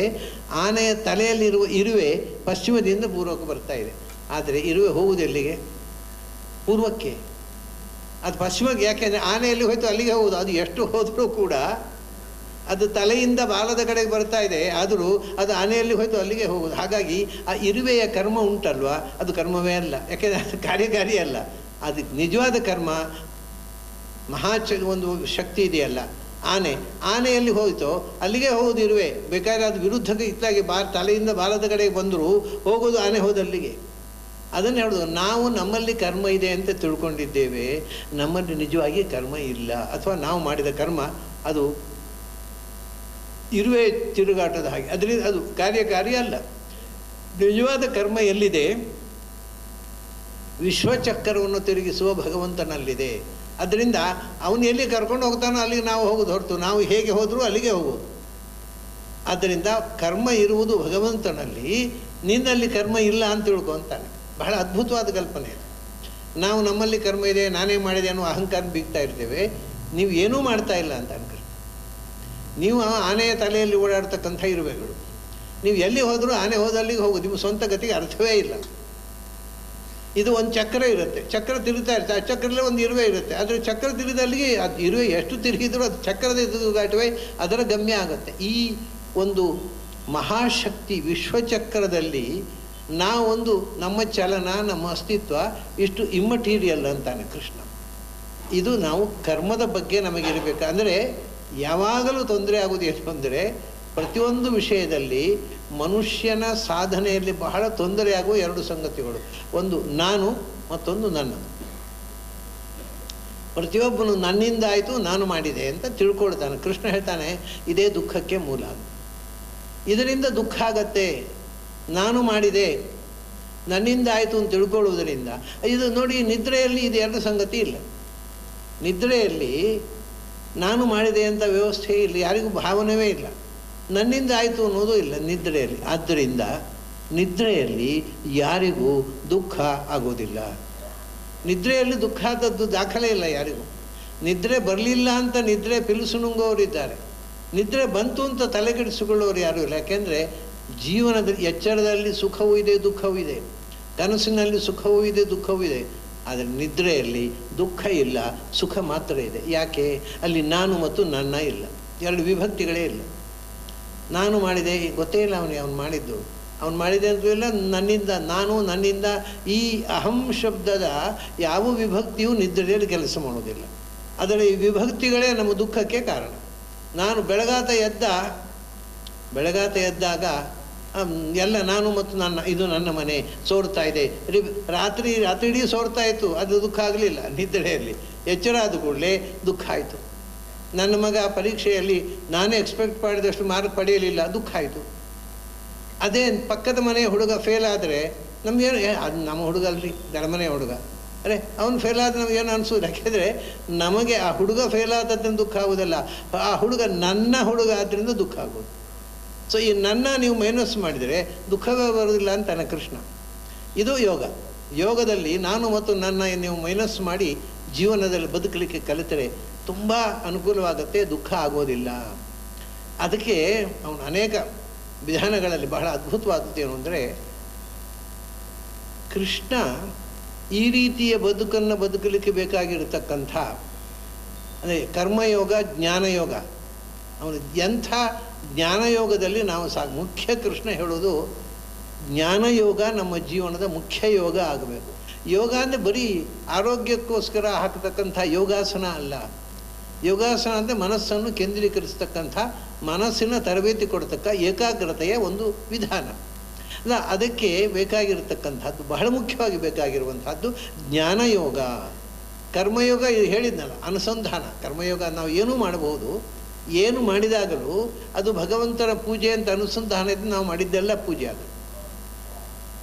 ಅದನ್ನ ಕರ್ಮ ಅನ್ನೋದು ಯಾವ ಕರ್ಮವೂ ಅಕರ್ಮ ಅಲ್ಲ, ಕೆಟ್ಟ ಕರ್ಮ ಅಲ್ಲ, ಅನುಸಂಧಾನ. ಅದನ್ನ ಈಗ ನೋಡಿ, ನಾವು ಪುಣ್ಯಕರ್ಮ ಪಾಪಕರ್ಮ ಅಂತೇವೆ. ಪುಣ್ಯ ಒಳ್ಳೆಯ ಕೆಲಸ ಮಾಡಬೇಕು, ಕೆಟ್ಟ ಕೆಲಸ ಮಾಡಬಾರ್ದು. ಯಾವುದು ಒಳ್ಳೆಯ ಕೆಲಸ, ಯಾವುದು ಕೆಟ್ಟ ಕೆಲಸ? ಕೃಷ್ಣ ಹೇಳ್ತಾನೆ, ಒಳ್ಳೆಯ ಕೆಲಸ ಕೆಟ್ಟ ಕೆಲಸ ಅಂತ ವಿಭಾಗ ಇಲ್ಲ. ಯಾವುದು ಒಳ್ಳೆಯ ಕೆಲಸ ಆಗ್ಬೋದು, ಯಾವುದು ಕೆಟ್ಟ ಕೆಲಸ ಆಗ್ಬೋದು. ಈ ಉದಾಹರಣೆಗೆ ನಾವು ಕೆಟ್ಟ ಕೆಲಸ ಅಂತ ಏನು ಹೇಳ್ತೇವೆ? ಒಬ್ಬ ಮನುಷ್ಯನಿಗೆ ಚೂರಿ ಹಾಕುವುದು ಕೆಟ್ಟ ಕೆಲಸ ಅಂತ ಜನ ಹೇಳ್ತಾರೆ. ಕೃಷ್ಣ ಹೇಳ್ತಾನೆ ಅದು ಹಾಗೆ ಹೇಳಿಕ್ಕೆ ಬರೋಲ್ಲ. ಯಾಕೆಂದರೆ ಕಾಯಿಲೆ ಆದಾಗ ಡಾಕ್ಟ್ರು ಕೂಡ ಚೂರಿ ಹಾಕುವುದು, ಅದು ಕೆಟ್ಟ ಕೆಲಸವ? ಅಯ್ಯೋ ಆಸ್ಪತ್ರೆಯಲ್ಲಿ ಡಾಕ್ಟ್ರೇ ಚಾರ್ಜ್ ಎಷ್ಟಾಯಿತು, ಕೇಸ್ ಮಾಡಬೇಕು ಅವ್ರ ಮೇಲೆ. ನಮ್ಮ ಹುಡುಗನಿಗೆ ಚೂರಿ ಹಾಕಿದ್ದೀರಿ ಹೊಟ್ಟೆಗೆ, ನಿಮ್ಮ ಮೇಲೆ ಕೇಸ್ ಮಾಡಬೇಕು. ಮಾಡೋಲ್ಲ. ಎಷ್ಟು ಚಾರ್ಜ್ ಆಯಿತು ಡಾಕ್ಟ್ರೇ? 2 ಲಕ್ಷ ರೂಪಾಯಿ ಆದರೂ ಕೊಡ್ತೇವೆ. ಯಾಕೆ? ಅವರು ಚೂರಿ ಹಾಕಿದ್ದು ಸಾಯಿಸಲಿಕ್ಕಲ್ಲ, ಬದುಕಿಸಲಿಕ್ಕೆ. ಯಾರೊಬ್ಬ ರಸ್ತೆಯಲ್ಲಿ ಕಳ್ಳ ಚೂರಿ ಹಾಕ್ತಾನೆ, ಅವನು ಕೇಸು. ಅಂದರೆ ಅವಾಗ ಚೂರಿ ಹಾಕುವುದು ಪಾಪ ಅಲ್ಲ, ಚೂರಿ ಹಾಕೋದ್ರ ಹಿಂದೆ ಉದ್ದೇಶ ಯಾವುದು, ಅದರಿಂದ ಪಾಪ. ಅವನು ಕೊಲ್ಲಬೇಕು ಅಂತ ಚೂರಿ ಹಾಕಿದರೆ ಅದು ಪಾಪ ಆಗುತ್ತೆ. ಅವನು ಬದುಕಿಸ್ಬೇಕು ಅಂತ ಚೂರಿ ಹಾಕಿದರೆ ಕೃತಜ್ಞತೆ ಹೇಳ್ತೇವೆ ಡಾಕ್ಟ್ರಿಗೆ ನಾವು. ಒಳ್ಳೆಯ ಕೆಲಸ ಯಾವುದು? ಒಳ್ಳೆಯ ಕೆಲಸ. ಅದನ್ನ ಹಾಗೆ ಈಗ ಮನೆಯಲ್ಲಿ, ಈಗ ರಸ್ತೆಯಲ್ಲಿ ಹೋದವ ಯಾರೋ ಸೊಂಟ ಮುರಿತಾನೆ, ಅವನ ಮೇಲೆ ಕೇಸ್ ಮಾಡ್ತಾರೆ. ಮನೆಯಲ್ಲಿ ತಂದೆ ತಾಯಿಯಂದರು ಮಕ್ಕಳಿಗೆ ಜೋರು ಮಾಡ್ತಾರೆ, ಅಥವಾ ಸಣ್ಣ ಪೆಟ್ಟಿಗಿಟ್ಟು ಕೊಟ್ಟರೆ ಅದು ಮಗು ಹುಡುಗ ಜಾಣ ಆಗಬೇಕು ಅಂತ ಕೊಟ್ಟ ಪೆಟ್ಟು, ಅದರಿಂದ ಅದು ಪುಣ್ಯ ಕೆಲಸ. ಯಾವುದು ಪಾಪ? ಈಗ ನಾವು ಎಲ್ಲ ಕೆಲವರು ಹೇಳ್ತಾನೆ, ನಮ್ಮ ಹುಡುಗ ಯಾವಾಗಲೂ ತುಂಬ ಒಳ್ಳೆಯ ಹುಡುಗ, ದೇವಸ್ಥಾನಕ್ಕೆ ಸಂಜೆ ಹೊತ್ತು ಶುಕ್ರವಾರ ದೇವಿ ದೇವಸ್ಥಾನಕ್ಕೆ ಹೋಗ್ತಾನೆ, ಸೋಮವಾರ ದಿವಸ ಶಿವ ದೇವಸ್ಥಾನಕ್ಕೆ ಹೋಗ್ತಾನೆ. ಹೌದು, ಯಾಕೆ ಹೋಗ್ತಾನೆ? ದೇವರನ್ನು ನೋಡಲಿಕ್ಕೋ, ದೇವರನ್ನು ನೋಡ್ಲಿಕ್ಕೆ ಬಂದವರನ್ನು ನೋಡಲಿಕ್ಕೋ? ಇದು ಮುಖ್ಯ. ದೇವರನ್ನು ನೋಡ್ಲಿಕ್ಕೆ ಬಂದವ್ರು ನೋಡಿ ಹೋದರೆ ಅದು ಪಾಪ ಆಯಿತು. ಸೊ ಹಾಗಾಗಿ ಯಾವ ಕ್ರಿಯೆಯು ಸ್ವತಃ ಕ್ರಿಯೆ, ಒಂದು ಕ್ರಿಯೆ ಅಷ್ಟೇ. Action is mere action, it is neither ಪುಣ್ಯ ನಾರ್ ಪಾಪ. ಅದರ ಹಿಂದೆ ಇರುವ ಭಾವ ಒಳ್ಳೆಯದಾದರೆ ಅದು ಪುಣ್ಯ, ಭಾವ ಕೆಟ್ಟದಾದರೆ ಅದು ಪಾಪ. ಹಾಗಾಗಿ ನಾವು ಪುಣ್ಯ ಪಾಪ ಅಂದರೆ ಯಾವುದು ಅಂದರೆ ಮತ್ತೆ ಮಾನಸಿಕ ಸ್ಥಿತಿ. ಅದು ಒಂದು ಕಥೆ ಇದೆ ಪುರಾಣದಲ್ಲಿ. ಮಾರೀಚ ಜಿಂಕೆಯ ರೂಪದಲ್ಲಿ ಹೋಗಿ ಸೀತೆಯನ್ನು ಮರಳು ಮಾಡುವಂತ ಹೇಳಿದ ಅಂತ ಒಂದು ಕಥೆ ನಿಮಗೆಲ್ಲ ಗೊತ್ತಿದೆ. ಅದಕ್ಕೊಂದು ತಮಾಷೆ ಮಾಡ್ತಾರೆ ಪುರಾಣದಲ್ಲಿ. ರಾವಣ ಹೋಗಿ ಕೇಳಿಕೊಂಡಂತೆ ಮಾರೀಚನ ಹತ್ತಿರ, ನೀನು ಜಿಂಕೆಯ ರೂಪದಿಂದ ಹೋಗಿ ಆ ಸೀತೆಗೆ ಮೋಹಗೊಳಿಸು ಅಂತ. ಅದಕ್ಕೆ ಮಾರೀಚ ಹೇಳ್ತಾನೆ, ಅಯ್ಯ, ರಾಮನ ಬಾಣದ ರುಚಿ ಒಮ್ಮೆ ನೋಡಿದವ ನಾನು, ನಿನಗೆ ಗೊತ್ತಿಲ್ಲ, ಅವನು ಸುದ್ದಿ ಬೇಡ. ಈಗ ನಿನ್ನ ಅಂತಃಪುರದಲ್ಲಿ ಎಷ್ಟು ಹುಡುಗಿಯರಿದ್ದಾರೋ ಅಷ್ಟು ಸಾಕು, ಇನ್ನು ಪುನಃ ತಿರುಗಕ್ಕೆ ಹೋಗಬೇಡ, ತುಂಬ ತೊಂದರೆ ಆಗತ್ತೆ ಅಂತ. ಆವಾಗ ರಾವಣ ಹೇಳ್ತಾನೆ, ನಿನ್ನ ಹತ್ರ ಉಪದೇಶ ಕೇಳಲಿಕ್ಕೆ ಬಂದದ್ದಲ್ಲ ನಾನು, ನನಗೆ ಸೀತೆ ಬೇಕು ಅಷ್ಟೇ. ಅದಕ್ಕೆ ನೀನು ಸಹಾಯ ಮಾಡ್ತೀಂದರೆ ಮಾಡು, ಮಾಡೋಲ್ಲ ಅಂದರೆ ನನಗೆ ಸಹಾಯ ಮಾಡೋದು ಸ್ನೇಹಿತ ಇದ್ದೀಯನು ಉಪಯೋಗ, ನಿನ್ನನ್ನು ಇಲ್ಲೇ ಕೊಂದು ಬಿಡ್ತೇನೆ ನಾನು ಅಂತ. ಆವಾಗ ಮಾರೀಚನ ಕಾನ್ಸೆಪ್ಟ್ ಅವನು ಹೇಳ್ತಾನೆ, ರಾಘವಾದಪಿ ಮರ್ತವ್ಯಂ ಮರ್ತವ್ಯಂ ರಾವಣಾದಪಿ ಅವಶ್ಯಂ ಇದು ಮರ್ತವ್ಯಂ ವರಂ ರಾಮೋ ನ ರಾವಣ ಹೇಳ್ತಾನೆ. ಈಗ ಹೋದರೆ ರಾಮ ಕೊಲ್ತಾನೆ, ಹೋಗದೇ ಇದ್ದರೆ ರಾವಣ ಕೊಲ್ತಾನೆ. ಈಗ ಈ ಸಾಯೋದಂತೂ ಗ್ಯಾರಂಟಿ. ಬದುಕು ಮತ್ತು ಸಾವುಗಳಲ್ಲಿ ಚಾಯ್ಸ್ ಇಲ್ಲ, ಇಬ್ಬರ ಕೈಯಲ್ಲಿ ಸಾಯೋದು ಗ್ಯಾರಂಟಿ. ಯಾರ ಕೈಯಲ್ಲಿ ಸಾಯಬೇಕು ಅನ್ನೋದು ಮಾತ್ರ ಈಗ ಚೂಸ್ ಮಾಡಲಿಕ್ಕಿರುವಂಥದ್ದು. ಅವ್ರು ಹೇಳ್ತಾರೆ, ಸಾಯೋದೇ ಆದರೆ ರಾವಣನ ಕೈಯಲ್ಲಿ ಸಾಯೋದಕ್ಕಿಂತ ರಾಮನ ಕೈಯಲ್ಲಿ ಸಾಯೋದು ಮೇಲು. ಇದು ನೋಡಿ, ಆ ಜಿಂಕೆಯ ರೂಪದಿಂದ ಸೀತೆಯನ್ನು ಮೋಹಗೊಳಿಸಲಿಕ್ಕೆ ಹೋಗುವಾಗಲೂ ಅದರ ಹಿಂದೆ ಒಂದು ಶುದ್ಧವಾದ ಭಾವ. ರಾಮನ ಕೈಯಲ್ಲಿ ಸಾಯೋಣ, ರಾವಣನ ಕೈಯಲ್ಲಿ ಯಾಕೆ ಸಾಯಬೇಕು? ಸಾಯೋದಂತೂ ಗ್ಯಾರಂಟಿ, ಅದು ಪಾರಾಗೋ ಪ್ರಶ್ನೆ ಇಲ್ಲ. ಹೀಗೆ ಎಲ್ಲ ಕ್ರಿಯೆಯಲ್ಲೂ ಕೂಡ ಅದರ ಹಿಂದೆ ನಮ್ಮಲ್ಲಿ ಒಳ್ಳೆಯತನದ ಸದ್ಭಾವ ಇದ್ದರೆ ಅದು ಪುಣ್ಯ ಆಗಿಬಿಡ್ತದೆ. ವಸ್ತುತಃ ಕ್ರಿಯೆ ಅದು ಬರೀ ಕ್ರಿಯೆ, ಅದು ಪುಣ್ಯವಲ್ಲ ಪಾಪವಲ್ಲ. ನಾವು ಯಾವ ಭಾವದಿಂದ ಮಾಡ್ತೇವೆ ಅದು ಪುಣ್ಯ ಅಥವಾ ಅದು ಪಾಪ ಆಗುತ್ತೆ. ಸೊ ಹಾಗಾಗಿ ಒಂದು ಕರ್ಮ ಒಳ್ಳೆಯದು ಕೆಟ್ಟದ್ದು ಅನ್ನೋದು ಮತ್ತೆ ನಮ್ಮ ಮಾನಸಿಕ ಸ್ಥಿತಿಯ ಮೇಲೆ ಇದೆ. ಕರ್ಮ ಸ್ವತಃ ಕ್ರಿಯೆ ಅದು ಅಷ್ಟೇ, ಏನು ಅಲ್ಲ, ಪುಣ್ಯವಲ್ಲ ಪಾಪವಲ್ಲ. ಆಮೇಲೆ ಅದನ್ನು ನಾವು ಭಾವಶುದ್ಧ ಆಗಬೇಕಾಗಿದ್ದರೆ ನಮ್ಮಲ್ಲಿ ಅರಿವು ಇರಬೇಕು. ಮತ್ತು ಅತ್ಯಂತ ಆಶ್ಚರ್ಯದ ಸಂಗತಿ ಏನು ಅಂದರೆ, ಮನುಷ್ಯ ಒಬ್ಬನೇ ಇವತ್ತು ಮನಸ್ಸಿನಿಂದ ಚಿಂತನೆ ಮಾಡಿ ಬೆಳವಣಿಗೆಯನ್ನು ಸಾಧಿಸುವುದು ಸಾಧ್ಯ. ಯಾವುದೋ ಪ್ರಾಣಿಗಳು ಅದನ್ನು ಮಾಡುವುದು ಸಾಧ್ಯ ಇಲ್ಲ. ಯೋಚನೆ ಮಾಡಿ ಚಿಂತನೆ ಮಾಡಿ ಯಾವುದು ಸರಿ ಯಾವುದು ತಪ್ಪು ಅನ್ನೋದನ್ನು ತೀರ್ಮಾನ ಮಾಡುವ ಶಕ್ತಿ ಇರುವ ಮನುಷ್ಯನೂ ಅದನ್ನು ಮಾಡದೇ ಇದ್ದರೆ ಎಂಥ ದೊಡ್ಡ ಅಪಚಾರ ಆಯಿತು ನೋಡಿ, ಮನುಷ್ಯತ್ವಕ್ಕೆ ಅಪಚಾರ ಆಗೋಯ್ತು. ನಾವು ಪ್ರಾಣಿಗಳಂತೆ ಬದುಕಿದ ಹಾಗಾಯಿತು. ಪಶವಃ ಕಿಂ ನ ಜೀವಂತಿ, ಅದು ಭಾಗವತದಲ್ಲಿ ಕೃಷ್ಣ ಮತ್ತು ಭಗವದ್ಗೀತೆ ಹೇಳ್ತಾನೆ. ಅಂದರೆ ಬರೇ ಬದುಕುವುದು ಉಸಿರಾಡುವುದು ಎಲ್ಲ ಪ್ರಾಣಿಗಳು ಮಾಡ್ತವೆ. ಆಹಾರಕ್ಕೆ ತಿನ್ನುವುದು, ಹೆಣ್ಣಿನ ಹಿಂದೆ ಓಡಾಡುವುದು ಎಲ್ಲ ಪ್ರಾಣಿಗಳು ಮಾಡ್ತವೆ. ಆದರೆ ಮನುಷ್ಯ ಇದು ಎಲ್ಲಕ್ಕಿಂತ ಅತೀತವಾದಂಥ ಒಂದು ಶಕ್ತಿಯನ್ನು ಬೆಳೆಸಿಕೊಳ್ಳಬೇಕು. ಅದು ಬೌದ್ಧಿಕವಾದ ಚಿಂತನೆ. ಏನು ಜ್ಞಾನ ಮಾರ್ಗಕ್ಕೆ ಬೇಕಾಗಿದೆ, ನಾವು ಜ್ಞಾನ ಸಂಪಾದಿಸಬೇಕು. ನಾವು ಬಹಳ ಜನ ಹೇಳ್ತಾರೆ ಒಳ್ಳೆಯ ರೀತಿಯಿಂದ ಬದುಕಬೇಕು ಅಂತುಂಟು, ಜ್ಞಾನ ಸಂಪಾದಿಸಬೇಕು, ಜ್ಞಾನ ಯೋಗದಲ್ಲಿ ನಾವು ಮುಂದುವರಿಬೇಕು, ಅದಕ್ಕೆ ಬೇಕಾಗಿರತಕ್ಕಂಥ ಸಾಧನ ಏನು ಹೇಳ್ರಿ. ಕೃಷ್ಣ ಅದನ್ನು ಬಹಳ ಸುಂದರವಾಗಿ ಹೇಳ್ತಾನೆ.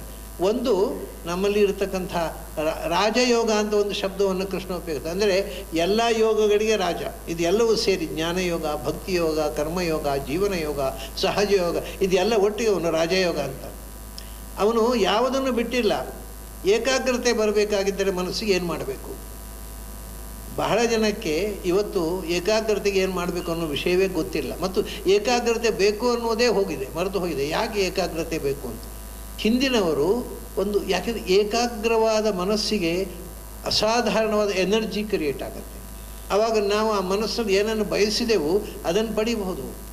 ಅಂಥ ಏಕಾಗ್ರತೆಗೆ ಏನು ವಿಧಾನ ಅಂತ ಬಹಳ ಸುಲಭವಾದ ವಿಧಾನ ಹಿಂದಿನವರು ಹೇಳಿದರು. ನೋಡಿ, ಮನಸ್ಸು ಏಕಾಗ್ರ ಆಗಬೇಕಾಗಿದ್ದರೆ, ಮನಸ್ಸು ಅಂದರೆ ನಮ್ಮ ದೇಹದ ಒಳಗಿರತಕ್ಕಂಥ ಒಂದು ಸ್ಥಿತಿ. ತಟ್ಟೆಯಲ್ಲಿ ಹಾಲಿಡಿ, ತಟ್ಟೆ ಅಂದರೆ ಶರೀರ, ಅದರಲ್ಲಿ ಮನಸ್ಸು ಅಂದರೆ ಹಾಲು. ತಟ್ಟೆಯಲ್ಲಿ ಹಾಲು ಇದೆ, ಅದನ್ನು ಹೀಗೆ ಹಿಡ್ಕೊಂಡು ತಿರುಗಾಡ್ತಾ ಇದ್ದರೆ ತಟ್ಟೆ ಚಲಿಸಿದರೆ ಹಾಲು ಚಲಿಸುತ್ತೆ. ಹಾಗಾದರೆ ಹಾಲು ನಿಶ್ಚಲ ಆಗಬೇಕಾಗಿದ್ದರೆ ತಟ್ಟೆ ಚಲಿಸಬಾರದು. ಅಂದರೆ ಈ ದೇಹ ಮನಸ್ಸು ಚಲಿಸಬಾರದು, ಸ್ಥಿರ ಆಗಬೇಕು, ಏಕಾಗ್ರ ಆಗಬೇಕು. ಅಂದರೆ ದೇಹ ತತ್ರ ಏಕಾಗ್ರ, ಇದನ್ನು ಗೀತೆಯಲ್ಲಿ ಬಹಳ ವಿಸ್ತಾರವಾಗಿ ಕೃಷ್ಣ ಹೇಳ್ತಾನೆ. ಏಕಾಗ್ರವಾದ ಮನಸ್ಸು ಬೇಕು ಅಂದರೆ ಮೊದಲು ದೇಹ ಸ್ಥಿರವಾಗು, ಒಂದು ಕಡೆ ಕೂಡುವುದು. ಆಸನ ಸ್ಥಿರ ಸುಖಂ ಆಸನಂ, ಆ ಚೈಲಾಜಿನ ಕುಶೋತ್ತರಂ. ನಾವು ಗಟ್ಟಿಯಾದ ಸ್ಪಾಂಜಿ ಆಸನದಲ್ಲಿ ಕೂತರೆ ಆಗೋಲ್ಲ, ಗಟ್ಟಿಯಾದ ಆಸನದಲ್ಲಿ ಕೂಡಬೇಕು. ಗಟ್ಟಿಯಾದ ಆಸನದಲ್ಲಿ ಕೂತು ಬೆನ್ನು ಇರೆಕ್ಟಾಗಿರುವಂತೆ ಮಾಡಿ ಗಟ್ಟಿಯಾಗಿ ಕೂಡಬೇಕು. ಅಂದರೆ ದೇಹ ಚಲಿಸಲಿಲ್ಲ, ಆಗ ಹಾಲು ಹಂದಾಡಿಸುವುದಿಲ್ಲ. ತಟ್ಟೆ ಅದರ ಒಂದು ಕಥೆ. ನಾವು ತಟ್ಟೆಯನ್ನು ಟೇಬಲ್ ಮೇಲೆ ಇಟ್ಟೆವು, ತಟ್ಟೆ ಗಟ್ಟಿಯಾಗಿ ಕೂತಿತ್ತು ಟೇಬಲಲ್ಲಿ, ಹಾಲು ಹಂದಾಡ್ತಾ ಇಲ್ಲ. ಮೇಲೆ ಫ್ಯಾನ್ ಹಾಕಿದೆವು, ಪುನಃ ತಿರುಗಲು ಶುರುವಾಯಿತು ಹಾಲು. ಹಾಗಾಗಿ ನಮ್ಮಲ್ಲಿ ಒಳಗಿನಿಂದ ಪ್ರಾಣೋಚ್ಛ್ವಾಸ, ಶ್ವಾಸೋಚ್ಛ್ವಾಸ ಉಂಟಲ್ಲ, ಆ ಪ್ರಾಣಮಯ ಕೋಶ, ಅನ್ನಮಯ ಕೋಶ ಸ್ಥಿರವಾದಕ್ಕೋಸ್ಕರ ಆಸನ. ಆಮೇಲೆ ಪ್ರಾಣಮಯ ಕೋಶ ಸ್ಥಿರವಾಗುವುದಕ್ಕೋಸ್ಕರ ಪ್ರಾಣಾಯಾಮ ಮಾಡು. ಪ್ರಾಣಾಯಾಮ ಮಾಡಿದರೆ ಅಲ್ಲಿಂದ ಮನೋಮಯ ಕೋಶ ಸ್ಥಿರವಾಗುತ್ತೆ. ಸೊ ಫ್ಯಾನ್ ಆಫ್ ಮಾಡಿದರೆ ಕೆಳಗಿನಿಂದ ತಟ್ಟೆ ಇಟ್ಟುಬಿಟ್ರೆ ಹಾಲು ಹಂದಾಡುವುದಿಲ್ಲ. ಹಾಗೆ ಮನಸ್ಸು ಏಕಾಗ್ರ ಆಗಬೇಕಾಗಿದ್ದರೆ ಮೊದಲು ದೇಹ ಸ್ಥಿರವಾಗಬೇಕು. ವಾಕ್ ಮಾಡ್ತಾ ಏಕಾಗ್ರತೆ ಮಾಡಲಿಕ್ಕೆ ಬರೋಲ್ಲ. ಅಥವಾ ಒಂದು ಕಡೆ ಗಟ್ಟಿಯಾಗಿ ಕೂತು ಪ್ರಾಣಾಯಾಮ ಮಾಡದೇ ಇದ್ದರೂ ಏಕಾಗ್ರ. ಅದನ್ನ ಪ್ರಾಣಾಯಾಮ ಬಹಳ ಮಹತ್ವದ್ದು. ಕೃಷ್ಣ ಪ್ರಾಣಾಯಾಮವನ್ನು ಅಭ್ಯಾಸ ಮಾಡೋದಕ್ಕೋಸ್ಕರ ದಿಶಶ್ಚ ಅನವಲೋಕಯನ್ನು ತತ್ರ ಏಕಾಗ್ರ ಅದರ ಬಗ್ಗೆ ಕೂಡ ಬಹಳ ಒತ್ತು ಕೊಡ್ತಾನೆ. ಪ್ರಾಣಾಯಾಮದ ಮಹತ್ವ ನಾವು ಇವತ್ತು ತುಂಬ ಮರೆತು ಬಿಟ್ಟಿದ್ದೇವೆ. ಒಂದೇನು ಅಂದರೆ ಒಬ್ಬ ಮನುಷ್ಯನ ಒಂದು ಬದುಕಿನಲ್ಲಿ ಅವನು ಎಷ್ಟು ಉಸಿರಾಡಬಹುದು ಇದು ಇವತ್ತು ಯಾರೂ ಹೇಳೋದಿಲ್ಲ. ಅಂದರೆ ನಮ್ಮಲ್ಲಿ 100 ವರ್ಷ ಆಯುಸ್ಸು ಅಂತ ಹೇಳ್ತಾರಲ್ಲ, ಶತಮಾನ ಅಂತ. 100 ವರ್ಷ ಅಂದರೆ ಎಷ್ಟು ಉಸಿರಾಟ ಅಂತ. ಯಾಕೆಂದರೆ ದೇಹದ ಒಳಗೆ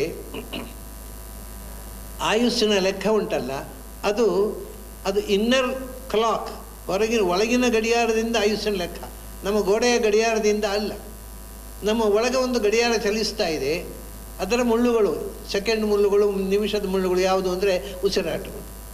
ಹಾಗಾಗಿ ಒಂದು ಉಸಿರಾಟ ಅಂದರೆ ನಾರ್ಮಲ್ ಬ್ರೀದಿಂಗ್, ಅದು ಇಟ್ ಟೇಕ್ಸ್ 4 ಸೆಕೆಂಡ್ಸ್. ಹಾಗಾಗಿ 1 ನಿಮಿಷಕ್ಕೆ ನಾವು 15 ಉಸಿರಾಟ ಮಾಡಿ, ಹಾಗೆ ಮಾಡಿದರೆ 60 ನಿಮಿಷಕ್ಕೆ 900 ಉಸಿರಾಟ. ಸೊ 1 ಗಂಟೆಗೆ 900 ಉಸಿರಾಟ ಮಾಡ್ಬೋದು. ಹಾಗಾದರೆ 1 ದಿವಸಕ್ಕೆ 21,600 ಉಸಿರಾಟ. ಇದು ನಾರ್ಮಲ್ ಉಸಿರಾಟ. ಹಾಗೆ ಮಾಡಿದರೆ ಅಂಥ 100 ವರ್ಷ ಅಂತ. 1 ದಿವಸಕ್ಕೆ 21,600 ಉಸಿರಾಟ ನೀವು ಮಾಡಿದರೆ ನೀವು ಪೂರ್ಣ ಬದುಕುವುದು ಅಂದರೆ ಅಂಥ 100 ವರ್ಷ ಬದುಕುವುದು. ಎಷ್ಟಾಗತ್ತೆ? 77,76,00,000 ಉಸಿರಾಟ ಆಗುತ್ತೆ. ಅಲ್ಲಿ 100 ವರ್ಷ ಆಯಿತು. ಪಂಪಿಂಗ್ ಕೆಪಾಸಿಟಿ, ಆಮೇಲೆ ಉಸಿರಾಡಲಿಕ್ಕೆ ಆಗುವುದಿಲ್ಲ ಅವ ದೇಹದ ಮೂಲಕ. ಆದರೆ ಈ 4 ಸೆಕೆಂಡಿಗೊಮ್ಮೆ ಉಸಿರಾಡಿದರೆ 100 ವರ್ಷ ಆಗುತ್ತೆ ಹೊರಗಿನ ಕ್ಯಾಲೆಂಡರ್ಲಿ ನಮ್ಮ ದೇಹದ. ಅದನ್ನೇ ಸ್ವಲ್ಪ ಯೋಗಾಭ್ಯಾಸದಿಂದ ಶ್ವಾಸದ ಮೇಲೆ ನಿಯಂತ್ರಣ ಸಾಧಿಸಿ 4 ಸೆಕೆಂಡಿಗೊಮ್ಮೆ ಉಸಿರಾಡೋಣ. 4 ಸೆಕೆಂಡಿಗೊಮ್ಮೆ ಉಸಿರಾಡಿದರೆ ಆಯಿತು, 100 ವರ್ಷ ಆಯಿತು. 8 ಸೆಕೆಂಡಿಗೊಮ್ಮೆ ಉಸಿರಾಡೋಣ. ಏನೂ ಕಷ್ಟ ಇಲ್ಲ, ಇದೇನು ಪವಾಡ ಅಲ್ಲ. 4 ಸೆಕೆಂಡ್ ಉಸಿರಾಡ, ಸ್ವಲ್ಪ ನಿಧಾನ ಮಾಡಿ 8 ಸೆಕೆಂಡಿಗೆ ಉಸಿರಾಡಿದರೆ ನಮ್ಮ ದೇಹದಲ್ಲಿ 21,600 ಉಸಿರಾಟ ಆದಾಗ 24 ಗಂಟೆ ಆಗುವುದಿಲ್ಲ, 12 ಗಂಟೆ ಆಗುವುದು. ಸೊ ಆವಾಗ ಹೊರಗಿನ ದಿನದಲ್ಲಿ ಕ್ಯಾಲೆಂಡರ್ನಲ್ಲಿ 2 ದಿವಸ ಆದಾಗ ನಮ್ಮ ದೇಹದ ಕ್ಯಾಲೆಂಡರ್ನಲ್ಲಿ 1 ದಿವಸ ಆಗೋದು. ಹಾಗಾದರೆ ಆ 8 ಸೆಕೆಂಡಿಗೊಮ್ಮೆ ಉಸಿರಾಡಲಿಕ್ಕೆ ಕರೆದರೆ ಅವನ ಜೀವನದ 100 ವರ್ಷವನ್ನು ಬದುಕಲಿಕ್ಕೆ ಹೊರಗಿನ ಕ್ಯಾಲೆಂಡರ್ನಲ್ಲಿ 200 ವರ್ಷ ಬೇಕಾಗುತ್ತೆ. ಹೀಗೆ ಆಯುಸ್ಸನ್ನು ಹೆಚ್ಚು, ಯಾಕಂದರೆ ಬ್ರಹ್ಮ ಇಷ್ಟು ವರ್ಷ ಅಂತ ಯಾವುದೇ ಕ್ಯಾಲೆಂಡರ್ ಬರೆಯೋಲ್ಲ ಅವನು. ಇಷ್ಟು ಉಸಿರಾಟ ಅಂತ ಬ್ರಹ್ಮಲಿಪಿ ಅಂತ ಹೇಳ್ತಾರಲ್ಲ, ಇಷ್ಟು ಉಸಿರಾಟ ಅಂತ. ಯಾಕೆಂದರೆ ಯಾವ ಕ್ಯಾಲೆಂಡರ್ ಪ್ರಕಾರ ಹೇಳೋದು ಬ್ರಹ್ಮ? ಇಂಗ್ಲೀಷ್ ಕ್ಯಾಲೆಂಡರ್ ಪ್ರಕಾರ ಹೇಳಬೇಕೋ ಅಥವಾ ದೃಗ್ಗಣಿತದ ಪ್ರಕಾರ ಹೇಳಬೇಕೋ ಅಥವಾ ಆರ್ಯಭಟಿಯೋ ಯಾವ ಪಂಚಾಂಗದ ಪ್ರಕಾರ ಬರೀಬೇಕು? ಪಾಪ ಯಾವ ಪಂಚಾಂಗದ ಪ್ರಕಾರ ಬರೆದ್ರು ಮತ್ತೊಂದು ಮಠದವರು ವಿರೋಧ ಮಾಡ್ತಾರೆ. ಅದಕ್ಕೆ ಈ ಮಠದವರು ರಗಳೆ ಬೇಡ ಅಂತ ಉಸಿರಾಟ ಹಾಕಿದ ಬ್ರಹ್ಮ. ಇಷ್ಟು ಉಸಿರಾಟ, ಅಷ್ಟು ಉಸಿರಾಟವನ್ನು ಹೆಚ್ಚು ಕಮ್ಮಿ ಮಾಡೋದು ನಮ್ಮ ಕೈಯಲ್ಲಿದೆ. ನಾವು ನಿಧಾನವಾಗಿ ಉಸಿರಾಡಿದರೆ ಅಷ್ಟು ಆಯುಷ್ಯ ಹೆಚ್ಚಾಯಿತು. ಕುಂಭಕ ಮಾಡಿದರೆ ಅಷ್ಟು ಹೊತ್ತು ನಮ್ಮ ಒಳಗಿನ ಗಂಟೆ ಸ್ಟ್ಯಾಂಡ್ ಸ್ಟಿಲ್ ಆಯಿತು, ಆಯುಷ್ಯ ಹೆಚ್ಚಾಯಿತು. ಆಮೇಲೆ ರೆಗ್ಯುಲೇಷನ್ ಆಫ್ ಬ್ರೀದಿಂಗ್ನಿಂದ ಆರೋಗ್ಯ ಹೆಚ್ಚಾಯಿತು. ಸೊ ಆರೋಗ್ಯ, ಆಯುಸ್ಸು, ಏಕಾಗ್ರತೆ ಇದೆಲ್ಲವನ್ನು ಕೂಡ ಸಾಧಿಸ್ತಕ್ಕಂಥದ್ದು ಬಹಳ ಅತ್ಯಂತ ಅದ್ಭುತವಾದಂಥ ಪ್ರಾಣಾಯಾಮ. ಅದನ್ನು ಇವತ್ತು ನಾವು ಮರೆತು ಬಿಟ್ಟಿದ್ದೇವೆ. ಅದು ಎಲ್ಲಿ ತನಕ ಅಂದರೆ ಅದಕ್ಕೊಂದು ಕಾರಣ ಇದೆ, ಇಲ್ಲ ಅಂತ ಹೇಳೋದು. ಈ ಮಕ್ಕಳಿಗೆಲ್ಲ ಹಿಂದೆ ಉಪನಯನ ಅಂತ ಮಾಡ್ತಿದ್ರು ಬ್ರಾಹ್ಮಣರು. ಆ ಹುಡುಗನಿಗೆ ಯಾರು ಪ್ರಾಣಾಯಾಮ ಅಂದ್ರೆ ಏನು ಅಂತ ಹೇಳಿಕೊಡೋರೇ ಇಲ್ಲ. ಮೂಗಿ ಕೈ ಅವ್ರ ಕಡೆ ಮೂಗಿಗೆ ಹಿಡ್ಕೊಂಡು ಯಾಕೆ ಸುಮ್ಮನೆ ಅಗತ್ಯ ಇಲ್ಲ ಬಿಟ್ಬಿಟ್ಟ. ಯಾಕಂದರೆ ಮೂಗಿ ಕೈ ಹಿಡ್ಕೊಳ್ಳೋದು ಯಾಕೆಂದರೆ ಯಾರೂ ಹೇಳಲಿಲ್ಲ. ಹಾಗಾಗಿ ಹುಡುಗರಿಗೆ ನಾವು ಟ್ರೈನಿಂಗೇ ಕೊಡೋಲ್ಲ ಯೋಗಾಭ್ಯಾಸದ್ದು. ಅದು ಸಹಜವಾಗಿರ್ತಕ್ಕಂಥದ್ದನ್ನು ಟ್ರೈನಿಂಗ್ ಕೊಡೋಲ್ಲ. ಈ ಥರ ಪ್ರಾಣಾಯಾಮದಿಂದ ಆಯುಸ್ಸು ವೃದ್ಧಿ, ಆರೋಗ್ಯ ವೃದ್ಧಿ ಮತ್ತು ಹಿಂದಿನ ಕಾಲದಲ್ಲಿ ಭೀಷ್ಮಾಚಾರ್ಯರು, ದ್ರೋಣಾಚಾರ್ಯ ಎಲ್ಲ 600 ವರ್ಷ ಬದುಕಿದ್ರು, 700 ವರ್ಷ ಬದುಕಿದ್ರು. ಏನು ಅಸಹಜ ಅಲ್ಲ. ಅವರು ಪ್ರಾಣಾಯಾಮದ ನಿಯಂತ್ರಣದಿಂದ ಬದುಕಿದ್ರು. ಎಲ್ಲರೂ ಬದುಕಿಲ್ಲ, ಕೆಲವರು 600 ವರ್ಷ ಬದುಕಿದ್ರು. ಮಹಾಭಾರತ ಈ ಬೇರೆ ಧರ್ಮರಾಜ ಬದುಕಿದ್ದು 108 ವರ್ಷ, ಭೀಮಸೇನ ಬದುಕಿದ್ದು 107 ವರ್ಷ, ಕೃಷ್ಣ ಭೂಮಿಯಲ್ಲಿದ್ದದ್ದು 106.5 ವರ್ಷ. ಯಾರು 1000 ವರ್ಷ ಇರಲಿಲ್ಲ. ಆದರೆ ಭೀಷ್ಮಾದಿಗಳು, ದ್ರೋಣಾಚಾರ್ಯರು ಒಂದು 600-700 ವರ್ಷ ಬದುಕಿದ್ರು. ಅವರು ಯೋಗಾಭ್ಯಾಸ ಮಾಡಿ ತಮ್ಮ ಆಯುಸ್ಸನ್ನು ಹೆಚ್ಚಿಸಿಕೊಂಡು ಇವತ್ತಿಗೂ ಇದು ಪವಾಡ ಅಲ್ಲ ಅಥವಾ ದೈವಿ ಶಕ್ತಿ ಅಲ್ಲ, ಉಸಿರಾಟದ ನಿಯಂತ್ರಣದಿಂದ ಆರೋಗ್ಯ ಮತ್ತು ಆಯುಸ್ಸನ್ನು ಹೆಚ್ಚಿಸಿಕೊಳ್ಬೋದು. ಇಚ್ಛಾಮರಣ ಅಂದರೆ ಅದೇ ಈ ಸಿದ್ಧಿಗಳಲ್ಲಿ ಇಚ್ಛಾಮರಣಿಗಳು. ಇದು ಒಂದು ಮುಖ. ಆಮೇಲೆ ಜ್ಞಾನ ಮಾರ್ಗದಲ್ಲಿ ನಡಿಬೇಕಾದವರಿಗೆ ಒಂದು ಜೀವನೋಪಾಯ ಅಂತ ಹೇಳಿದ್ದಾನೆ. ಇದು ಉಪಾಯ. ಯೋಗ ಅಂದರೆ ಯಶಸ್ವಿಯಾಗಿ ಬದುಕುವುದು ಹೇಗೆ ಅಂತ. ಕೃಷ್ಣ ಏನು ಹೇಳ್ತಾನೆ ಗೊತ್ತಾ? ಬಹಳ ಅದ್ಭುತ ಇದು. ನಾವು ಹಿಂದೆ ಹೇಳಿದೆ ನಾನು, ಯಾವುದು ಸತ್ಯ, ಯಾವುದು ಸುಳ್ಳು, ಯಾವುದು ಪುಣ್ಯ. ಕೃಷ್ಣ ಹೇಳ್ತಾನೆ ಸತ್ಯ ಯಾವುದು ಸುಳ್ಳು ಯಾವುದು ಅಂತ ಕೂಡ ತೀರ್ಮಾನ ಮಾಡಲಿಕ್ಕೆ ಬರೋದಿಲ್ಲ. ಸತ್ಯ ಹೇಳಬೇಕು, ಸುಳ್ಳು ಹೇಳಬಾರ್ದು ಅಂತ ಹೇಳ್ತಾರೆ ಮನೆಯಲ್ಲಿ ದೊಡ್ಡವರು. ಮತ್ತು ಅವರೇ ಸುಳ್ಳು ಹೇಳ್ತಾರೆ, ಅದನ್ನು ಕೇಳಿಕೊಂಡು ಮಕ್ಕಳು ಕಲಿತಾರೆ, ಅದು ಬೇರೆ ವಿಷಯ. ಸತ್ಯ ಹೇಳಬೇಕು. ಕೃಷ್ಣ ಕೇಳ್ತಾನೆ ಯಾವುದು ಸತ್ಯ, ಯಾವುದು ಸುಳ್ಳು. ಕೃಷ್ಣ ಇದನ್ನು ಅನೇಕ ಬಾರಿ ಅರ್ಜುನಿಗೆ ಈ ದೃಷ್ಟಾಂತ ಕೊಟ್ಟು ವಿಚಿತ್ರವಾದಂತಹ ಒಂದು ಮುಖವನ್ನು ಮುಂದೆ ಇಡ್ತಾನೆ. ಒಮ್ಮೊಮ್ಮೆ ಸುಳ್ಳೇ ಸತ್ಯ ಆಗಬಹುದು, ಸತ್ಯವೇ ಸುಳ್ಳಾಗಬಹುದು. ಇದು ಕೃಷ್ಣ ಹೇಳಿದ ಮಾತು. ಸತ್ಯಸ್ಯ ವಚನಂ ಶ್ರೇಯ ಸತ್ಯ ಜ್ಞಾನಂತು. ನಿಜವಾಗಿ ರಾತ್ರಿ ಸುಳ್ಳು ಹೇಳಿದರೆ ಆ ಮನೆಯವರೆಲ್ಲ ಸಂತೋಷ ಪಡ್ತಾರೆ. ಇವನಿಗೆ ಸಂಕಟ ಆಗಬಹುದು, ರಾತ್ರಿ ಹಸಿದು ಮಲಗಿದ್ದು. ಇನ್ನೊಬ್ಬರಿಗೆ ತೊಂದರೆಯಾಗದಂತೆ, ಇನ್ನೊಬ್ಬರಿಗೆ ಉಪಕಾರವಾಗುವಂಥ ಮಾತನ್ನಾಡುವುದು ಸತ್ಯ, ಅದು ಸುಳ್ಳಾದರೂ ಸತ್ಯ ಅಂದ ಕೃಷ್ಣ. ಇದರಿಂದಲೇ ಕೃಷ್ಣನ ಒಂದು ದೊಡ್ಡ ಸಮಸ್ಯೆ, ಬಹಳ ಜನರಿಗೆ ಒಂದು ಗೊಂದಲ ಏನು ಅಂದರೆ, ಕೃಷ್ಣ ಇಡೀ ಜೀವಮಾನದಲ್ಲಿ ಸುಳ್ಳು ಹೇಳ್ತಾನೆ. ಮೊದಲೇ ಮಣ್ಣು ತಿನ್ನದೆ ಮಣ್ಣು ತಿಂದ ಅಂತ ಹೇಳಿದರೆ, ನಾಹಂ ಭಕ್ಷಿತವಾನಂಬ ಸರ್ವೇ ಮಿಥ್ಯಾಭಿಶಂಸಿನಃ. ಮಣ್ಣು ತಿಂದ, 3 ವರ್ಷದಲ್ಲಿ ಮಾಡಿದ ಕೆಲಸ. ಮಣ್ಣು ತಿಂದ, ಹುಡುಗರೆಲ್ಲ ಬಂದು ಯಶೋದೆ ನಿನ್ನ ಮಗ ಮಣ್ಣು ತಿಂದಿದ್ದಾನೆ ಅಂತ ಹೇಳಿದ್ರೆ, ನಾನು ಮಣ್ಣು ತಿಂದೇ ಇಲ್ಲಮ್ಮ, ಎಲ್ಲ ಸುಳ್ಳು ಹೇಳ್ತಾರೆ ಅಂತ. ಅಲ್ಲಿಂದ ಶುರುವಾಯಿತು ಕೃಷ್ಣ ಸುಳ್ಳು ಹೇಳೋದು. ಕೊನೆಗೆ ಎಲ್ಲಿ ಹೋಯ್ತದು? ದ್ರೋಣಾಚಾರ್ಯರು ಸಾಯಲಿಲ್ಲ ಅಂದಾಗ ಅಶ್ವತ್ಥಾಮ ಸತ್ತ ಅಂತ ಹೇಳುವುದಿದ್ರೆ ಆ ಮುದುಕ ಸಾಯೋಲ್ಲ ಅಂದ ಕೃಷ್ಣ. ಪ್ರಚಂಡ ಸುಳ್ಳು. ಅಶ್ವತ್ಥಾಮ ಸತ್ತೇ ಇಲ್ಲ, ಅಶ್ವತ್ಥಾಮ ಸತ್ತ ಅಂತ ಹೇಳು. ಇಲ್ಲದೇ ಇದ್ದರೆ ಆ ಮುದುಕನಿಗೆ ಪುತ್ರ ಮೋಹ. ಅಶ್ವತ್ಥಾಮ ಸತ್ತ ಅಂದರೆ ಮಾತ್ರ ಅವನು ಯುದ್ಧದಿಂದ, ನೀವು ಇಲ್ಲದೇ ಇದ್ದರೆ ಯುದ್ಧ ಮಾಡ್ತಾನೆ. ಆ ಸುಳ್ಳು ಹೇಳು ಏನು ಕಾಣುತ್ತೆ ನಮಗೆ? ಏನಕ್ಕೆ ಏನ ಪ್ರಕಾರೇಣ ಗೆಲ್ಲಬೇಕು, ಸುಳ್ಳು ಹೇಳಿ ಆದರೂ ಕೌರವರನ್ನು ಸೋಲಿಸಬೇಕು ಅಂತ ಕೃಷ್ಣ ಹೇಳಿದ ಅಂತ ನಮಗೆ ಮೇಲು ನೋಟಕ್ಕೆ ಕಾಣುವಂಥ. ಆದರೆ ಇಲ್ಲಿಯೂ ಅಷ್ಟೇ, ನಾನು ಮಣ್ಣು ತಿಂದ ಯಾಕೆ, ನಾನು ಮಣ್ಣು ತಿಂದೇ ಇಲ್ಲ ಅಂತ ಸುಳ್ಳು ಯಾಕೆ ಹೇಳಿದ? ಯಾಕೆಂದರೆ ತಾಯಿ ಗದರಿದ್ಲು, ಬಾಯಿ ತೆರೆದು ತೋರಿಸಿದ. ಬಾಯಿಯೊಳಗೆ ಇಡೀ ವಿಶ್ವ ಕಾಣುತ್ತೆ, ಬಾಯಿಯೊಳಗೆ ಬೃಂದಾವನ ಕಾಣುತ್ತೆ, ಬಾಯಿಯೊಳಗೆ ಯಶೋದೆ ಕಾಣ್ತಾಳೆ. ಯಶೋದೆಗೆ ತಾನು ತನ್ನನ್ನು ಬರೇ ಒಬ್ಬ ತನ್ನ ಮಗು ಅನ್ನೋ ಮೋಹಕ್ಕೆ ಒಳಗಾದಾಗ ತಾಯಿಗೆ ಯಥಾರ್ಥ ಜ್ಞಾನ ಬರಲಿ ಅಂತ ಸುಳ್ಳು ಹೇಳಿದರು. ಅದರಿಂದ ತಾಯಿಯ ಆತ್ಮವಿಶ್ಲೇಷಣೆ ಮಾಡಿಕೊಂಡು ಅವಳು ಉನ್ನತಿಗೆ ಏರಿದ್ಲು. ಇಲ್ಲಿ ಏನಾಯಿತು? ದ್ರೋಣಾಚಾರ್ಯರು ಒಂದು ಪ್ರತಿಜ್ಞೆ ಮಾಡಿದ್ದರು ದುರ್ಯೋಧನ ಹತ್ರ, ನಾನು ಬದುಕಿದಷ್ಟು ದಿನ ನಿನಗೋಸ್ಕರ ದಿವಸಕ್ಕೆ 10,000 ಜನರನ್ನು ಕೊಲ್ತೇನೆ. ಕೃಷ್ಣನ ಲಾಜಿಕ್ ಏನು ಗೊತ್ತುಂಟ? ಈ ದ್ರೋಣಾಚಾರ್ಯರು ಇಷ್ಟಾಗಿ ಅವರು 10,000 ಜನರನ್ನು ಕೊಲ್ಲುವುದು ನಿರಪರಾಧಿಗಳನ್ನು. ಯಾರಿಗೋಸ್ಕರ? ಮೂರ್ಖನಾದ ದುರ್ಯೋಧನಿಗೋಸ್ಕರ, ಒಬ್ಬ ದುಷ್ಟನಿಗೋಸ್ಕರ. ಈ ಮುದುಕ ಸಜ್ಜನ ವೈದಿಕ ಬ್ರಹ್ಮಋಷಿ 10,000 ಜನರನ್ನು ಕೊಂದು ಕೊಲೆಪಾತಕಿಯಾಗಿ ಸಾಯಬೇಕಾ ಅಂತ ಕೃಷ್ಣನ ಯೋಚನೆ. ಸಾಯಬಾರ್ದು. ಅವರು ಕೊಲೆಪಾತಕಿ ಯಾವ ನರಕಕ್ಕೆ ಹೋಗಬೇಕು? ಹಾಗಾದರೆ ಈ ಮನುಷ್ಯ ಸತ್ತರೆ ದಿನಕ್ಕೆ 10,000 ಜನ ಬದುಕುತ್ತಾರೆ. ಇವನು ಬದುಕಿದರೆ ದಿನಕ್ಕೆ 10,000 ಜನ ಸಾಯ್ತಾರೆ. ಇದನ್ನು ಬ್ಯಾಲೆನ್ಸ್ ಆಫ್ ಕನ್ವೀನಿಯನ್ಸ್ ಯಾವುದು ಒಳ್ಳೆಯದು ಹೇಳಿ? ಒಬ್ಬ ಸತ್ತು 10,000 ಜನ ಬದುಕುವುದು ಒಳ್ಳೆಯದು. ಆದ್ದರಿಂದ ಈ ಮುದುಕ ಸಾಯಬೇಕು. ಅಷ್ಟೇ ಅಲ್ಲ, ಅವರ ಸ್ವಂತಕ್ಕೂ ಅವರು 10,000 ಜನರನ್ನು ಕೊಂದು ನರಕಕ್ಕೆ ಹೋಗಬಾರ್ದು, ಈ ಮುದುಕ ಉದ್ಧಾರ ಆಗಬೇಕು. ಈ ಕಾರುಣ್ಯದಿಂದ ಕೃಷ್ಣ ಅವನನ್ನು ಕೊಲ್ಲಿಸಿದ.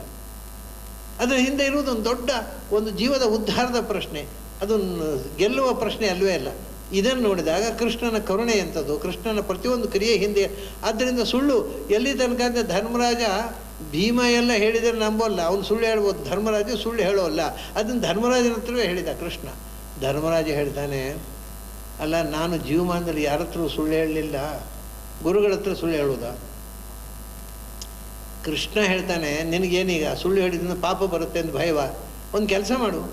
ಏನು? ನಾನು ಹೇಳಿದ ಈ ಸುಳ್ಳು ಹೇಳಿದ್ರಿಂದ ಏನೇನು ಪಾಪ ಬರುತ್ತೆ ಅದೆಲ್ಲ ಕೃಷ್ಣನಿಗೆ ಬರಲಿ ಅಂತ ಹೇಳು. ಅದು ಕಾನ್ಫಿಡೆನ್ಸ್. ಏನು ಪಾಪ ಬಂದರೆ ನನಗೆ ಬರಲೋ ಹೇಳು. ಕಡೆಗೆ ಹೇಳ್ತಾನೆ ಏನು? ಅಶ್ವತ್ಥಾಮ ಅತಃ ಅಂತ ಗಟ್ಟಿಯಾಗಿ ಹೇಳಿ ಮೆಲ್ಲ ಕುಂಜರಹ ಅಂತ. ಇದು ಸುಳ್ಳಲ್ವ? ಅದು ಅವನು ಪ್ರಾಮಾಣಿಕ ಆಗಿದ್ದರೆ ಅವನಿಗೆ ಕೇಳುವ ಹಾಗೆ ಕುಂಜರ ಅಂತ ಹೇಳಬೇಕಿತ್ತು. ಅವನಿಗೆ ಕೇಳದಂತೆ ಹೇಳಿದಾದರೆ ಕಡೆಗೂ ಮಾಡಿದ್ದು ದೊಡ್ಡ ಡೋಂಗಿಯೇ ಧರ್ಮರಾಜ. ಅದು ಕೃಷ್ಣ ಹೇಳಿದ್ದರಿಂದ ಅದು ದಕ್ಕಿತು. ಮುಂದೆ ಯುದ್ಧದಲ್ಲಿ ಪಾಂಡವರಿಗೆ ಗೆಲುವು ಬಂತು, ಅದೆಲ್ಲ ಸರಿ. ಹೀಗೆ ಕೃಷ್ಣ ಮಾಡುವ ಪ್ರತಿಯೊಂದು ಕ್ರಿಯೆಯಲ್ಲಿ ಅದು ತಪ್ಪು ಅಂತ ಕಾಣುತ್ತೆ, ಆದರೆ ಆ ಸುಳ್ಳಿನಲ್ಲಿ ಒಂದು ದೊಡ್ಡ ಸತ್ಯದ ಆವಿಷ್ಕಾರ ಇರ್ತದೆ. ಇದು ನೋಡಿ, ಇನ್ನೂ ಭಯಂಕರವಾದ ಒಂದು ದೃಷ್ಟಾಂತ ಹೇಳ್ತೇನೆ ನಿಮಗೆ. ಅರ್ಜುನ ಸನ್ಯಾಸಿ ವೇಷ ಹಾಕ್ಕೊಂಡು, ಅವನು ಅಜ್ಞಾತವಾಸ, ಅವನು ಸನ್ಯಾಸಿ ವೇಷ ಹಾಕ್ಕೊಂಡು ದ್ವಾರಕೆಗೆ ಬರ್ತಾನೆ. ದ್ವಾರಕೆ ಬಂದಾಗ ಬಲರಾಮ ತುಂಬ ಬೋದಾಳ, ಅವನಿಗೆ ಯಾವುದದ್ದು ಅಂತರಂಗ ಗೊತ್ತಾಗೋದಿಲ್ಲ. ಬಂದ ತಕ್ಷಣ ಸನ್ಯಾಸಿ ಬಂದಿದ್ದಾನೆ, ಸನ್ಯಾಸಿಗೆ ಈ ಮಳೆಗಾಲ ಇರಬೇಕಲ್ಲಪ್ಪ, ಇರಲಿ, ನಮ್ಮ ಸುಭದ್ರೆ ಮನೆಯಲ್ಲೇ ಇರಲಿ ಅಂತ. ಸುಭದ್ರೆ ಮನೆಯಲ್ಲಿ ಈ ಸನ್ಯಾಸಿ ಇರಲಿ, ಇವನು ಉಪಚಾರ ಸುಭದ್ರೆ ಮಾಡಲಿ ಅಂತ. ವಸ್ತುತಃ ಅರ್ಜುನ ಸುಭದ್ರೆಯನ್ನು ಪ್ರೀತಿಸ್ತಾ ಇದ್ದ, ಸುಭದ್ರೆ ಅರ್ಜುನನನ್ನು ಪ್ರೀತಿಸ್ತಾ ಇಲ್ಲ. ಆದರೆ ಸುಭದ್ರೆಗೆ ಇವನು ಸನ್ಯಾಸಿ ಅರ್ಜುನ ಅಂತ ಗೊತ್ತಿಲ್ಲ, ಬಲರಾಮನಿಗೂ ಗೊತ್ತಿಲ್ಲ, ಕೃಷ್ಣನಿಗೆ ಗೊತ್ತಿತ್ತು. ಕೃಷ್ಣ ಹೇಳ್ತಾನೆ ನೋಡಿ, ಅದು ಚಮತ್ಕಾರ. ಕೃಷ್ಣ ಆವಾಗ ಒಂದು ದೊಡ್ಡ ನಾಟಕ ಮಾಡ್ತಾನೆ. ಅಣ್ಣ, ಈ ಸನ್ಯಾಸಿಯನ್ನು ಮದುವೆ ಆಗದ ಹುಡುಗಿಯ ಆರೈಕೆಯಲ್ಲಿ ಬಿಟ್ಬಿಟ್ರೆ ನಾಳೆ ಏನೋ ಅವ್ಯವಸ್ಥೆ ಆದರೆ ಏನು ಮಾಡೋದು ಕೇಳ್ತಾರೆ ಕೃಷ್ಣ. ಅವ್ರ ಕಾಮನ್ ಸೆನ್ಸು. ಈ ಸನ್ಯಾಸಿಗಳನ್ನೆಲ್ಲ ನಂಬಲಿಕ್ಕೆ ಬರೋಲ್ಲ. ಇವು ನಮ್ಮ ಮನೆ ಹುಡುಗಿಯನ್ನು, ಮದುವೆ ಆಗದ ಹುಡುಗಿ ಮನೆಯಲ್ಲಿ ಇವನು ಸನ್ಯಾಸಿಗಳನ್ನ ಕೂತ್ಕೊಳ್ಳಿ ನಿಮ್ಮ ವ್ರತಾನುಷ್ಠಾನಕ್ಕೆ, ನಾಳೆ ಆಗಬಾರದಾದರೆ ಏನು ಮಾಡೋದು? ಅದಕ್ಕೆ ಒಂದು ಲಾಜಿಕ್ ನೋಡಿ. ಯುವ ಬಲಿ ದರ್ಶನೀಯ ಅತಿವಾಗ್ಮಿ ನಾಯಂ ಯೋಗ್ಯ ಕನ್ಯಕಾಗಾರ ವಾಸಂ. ಅವನು ಹೇಳ್ತಾನೆ, ಮದುವೆ ಆಗದ ಹುಡುಗಿ, ಅವಳ ಮನೆಯಲ್ಲಿ ವಾಸ, ಒಬ್ಬ ಸನ್ಯಾಸಿ, ಅವನು ಎಂಥವ? ಯುವಕ. ಅದು ಒಂದೇ ಆದರೆ ತೊಂದರೆ ಇಲ್ಲ. ನಮ್ಮ ಹುಡುಗಿ ಯುವತಿ, ಅವನು ಯುವಕ, ಒಟ್ಟಿಗೆ ಹಾಕಿರೋ ಅಪಾಯ. ಒಂದೇ ಆದರೆ ತೊಂದರೆ ಇಲ್ಲ. ಎರಡನೇದು, ನರಪೇತಳ ಯುವಕ ಆದರೆ ಯಾವ ಹುಡುಗಿಯರು ಇಷ್ಟಪಡೋಲ್ಲ. ಆದರೆ ಇವನು ಬಲಿ, ಒಳ್ಳೆ ವೆಲ್ಬಿಲ್ಟ್ ಬಾಡಿ, ಬಲಿಷ್ಠನಾದ ಯುವಕ ಮತ್ತು ಹುಡುಗಿ, ಅಪಾಯ ಅಲ್ವಾ ಇದು? ಹೋಗಲಿ, ಬಲಿಷ್ಠ ಆದರೆ ಅಷ್ಟಾವಕ್ರ, ನೋಡ್ಲಿಕ್ಕೆ ಚೆನ್ನಾಗಿಲ್ಲ ಅಂದರೆ ಯಾವ ಹುಡುಗಿಯರು ಇಷ್ಟಪಡೋಲ್ಲ. ಇವನು ದರ್ಶನೀಯ, ಹ್ಯಾಂಡ್ಸಮ್, ತುಂಬ ಚೆನ್ನಾಗಿದ್ದಾನೆ. ಇದು ಮೂರು ಒಟ್ಟಿಗೆ ಆದರೇನೇ ಹುಡುಗಿಯರು ಹುಚ್ಚು ಕಟ್ತಾರೆ. ಜೊತೆಗೆ ನಾಲ್ಕನೇದ್ದು ಅತಿವಾಗ್ಮಿ, ಒಳ್ಳೆ ಮಾತುಗಾರ. ಇದು ಇದ್ದರೆ ಹುಡುಗಿಯರು ಮರಳಾಗೋದು ಸಹಜ ಅಲ್ವಾ? ಹಾಗಾಗಿ ಏನಾದರೂ ತೊಂದರೆ ಆದರೆ ಏನು ಮಾಡೋದು? ಬೇಡ ಅಂತಾನೆ ಕೃಷ್ಣ. ಇದರ ಸುಭದ್ರೆಯ ಮನೆಯಲ್ಲಿ ಕೃಷ್ಣನಿಗೆ ಬೇಕಿತ್ತು, ಸುಭದ್ರೆಯ ಮನೆಯಲ್ಲಿ ಅವನು ಇರಬೇಕು, ಸುಭದ್ರೆಗೂ ಅರ್ಜುನಿಗೂ ವಿವಾಹ ಆಗಬೇಕು. ಆದರೆ ಕೃಷ್ಣ ಹೇಳ್ತಾನೆ ಬೇಡ ಅಂತ.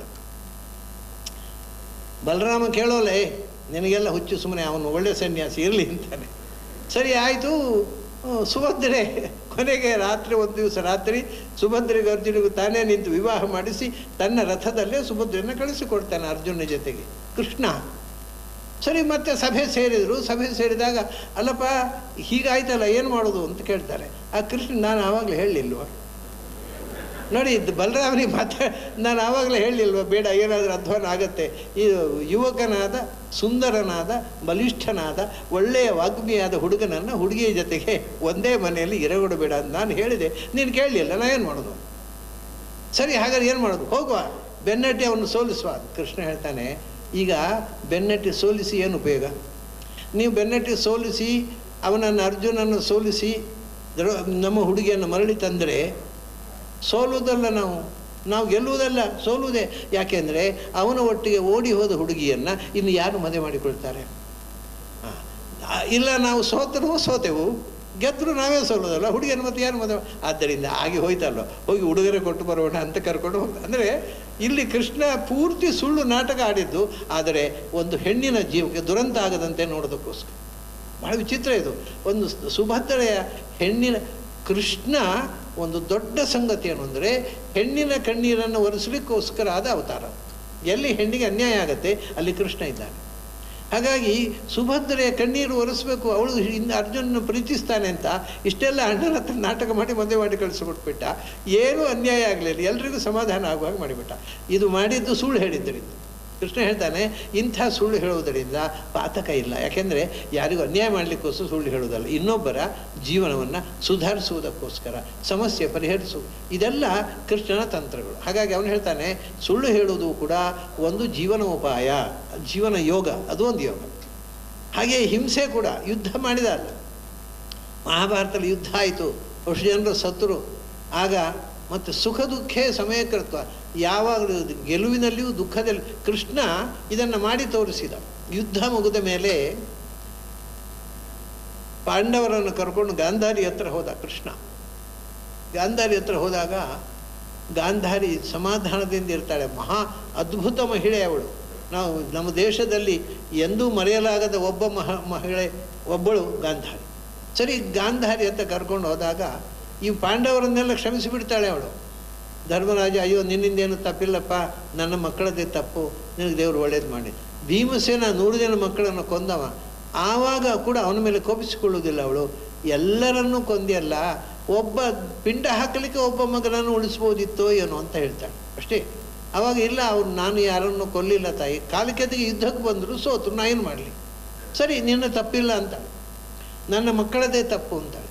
ಆಮೇಲೆ ಅರ್ಜುನ, ನಕುಲ ಎಲ್ಲರಿಗೂ ಎತ್ತ ಕರುಳಲ್ವ, 100 ಮಕ್ಕಳನ್ನು ತನ್ನ ಕಣ್ಮುಂದೆ ಸತ್ತ ಹೆಣವಾಗಿ ಬಿದ್ದಿದ್ದಾರೆ, 100 ಜನ ವಿಧವೆಯರಾದ ಸೊಸೆಯಂದರಿಗೆ ಬದುಕಬೇಕಾದ ಜೀವನ ಯಾರಿಗೆ ಬೇಕಿದು? ಸಿಟ್ಟು ಬಂತು ಅವಳಿಗೆ, ಕೊನೆಗೆ ಸಿಟ್ಟು ಬಂತು. ಕೃಷ್ಣನ ಹತ್ರ ಒಂದು ಮಾತೆ, ಕೃಷ್ಣ ನನಗೆ ಪಾಂಡವರ ಮೇಲೆ ಸಿಟ್ಟಿಲ್ಲ, ಆದರೆ ಯುದ್ಧ ಆಗದಂತೆ ಮಾಡುವ ತಾಕತ್ತು ನಿನಗಿತ್ತು, ಆದರೂ ನೀನು ನಿಂತು ಯುದ್ಧ ಮಾಡಿಸಿ ನನ್ನ ಮಕ್ಕಳನ್ನೆಲ್ಲ ಕೊಲಿಸಿದೆ, ನಿನ್ನ ವಂಶವು ನಿರ್ವಂಶವಾಗಿ ಹೋಗಲಿ ಅಂತ. ತಡ್ಕೊಳ್ಳಿಕ್ಕಾಗಲಿಲ್ಲ ಆ ತಾಯಿಗೆ, ನಿನ್ನ ವಂಶವು ನಿರ್ವಂಶವಾಗಿ ಹೋಗಲಿ ಅಂತ ಗಾಂಧಾರಿ ಶಾಪ ಕೊಟ್ಟಾಗ ಕೃಷ್ಣನಿಗೆ ಅಪ್ಸೆಟ್ ಆಗಬೇಕಲ್ಲ, ಇಡೀ ವಂಶ ನಿರ್ವಂಶವಾಗಿ ಶಾಪ ಕೊಟ್ಟದ್ದು. ಕೃಷ್ಣ ನಗ್ತಾನೆ, ತಾಯಿ ಪತಿವ್ರತೆಯ ಆಶೀರ್ವಾದ ಸಂತೋಷ ಕೊಟ್ಟಿದ್ದು ನನಗೆ ಅಂತಾನೆ. ಎಲ್ಲ ಇವನಿಗೆ ದುಃಖ ಅಂತ ಇಲ್ಲೇ ಇಲ್ಲಲ್ಲ, ಏನಾದರೂ ಸಂತೋಷ ಆಯಿತು ಅಂತಾನೆ ನಗ್ತಾನೆವ. ಯಾಕಪ್ಪ ನಗುತ್ತಿ ಅಂದರೆ, ಅಲ್ಲ ಯಾದವರು ಹುಟ್ಟಿದ್ದಾಯಿತು, ಇನ್ನು ಮುಂದೆ ಅವನು ಕಳಿಸುವುದು ಹೇಗೆ ಎಂದು ಯೋಚನೆ ಮಾಡ್ತಾ ಇದ್ದೆ, ಒಳ್ಳೆ ವ್ಯವಸ್ಥೆ ಮಾಡಿಬಿಟ್ಟು ಎಂದರು.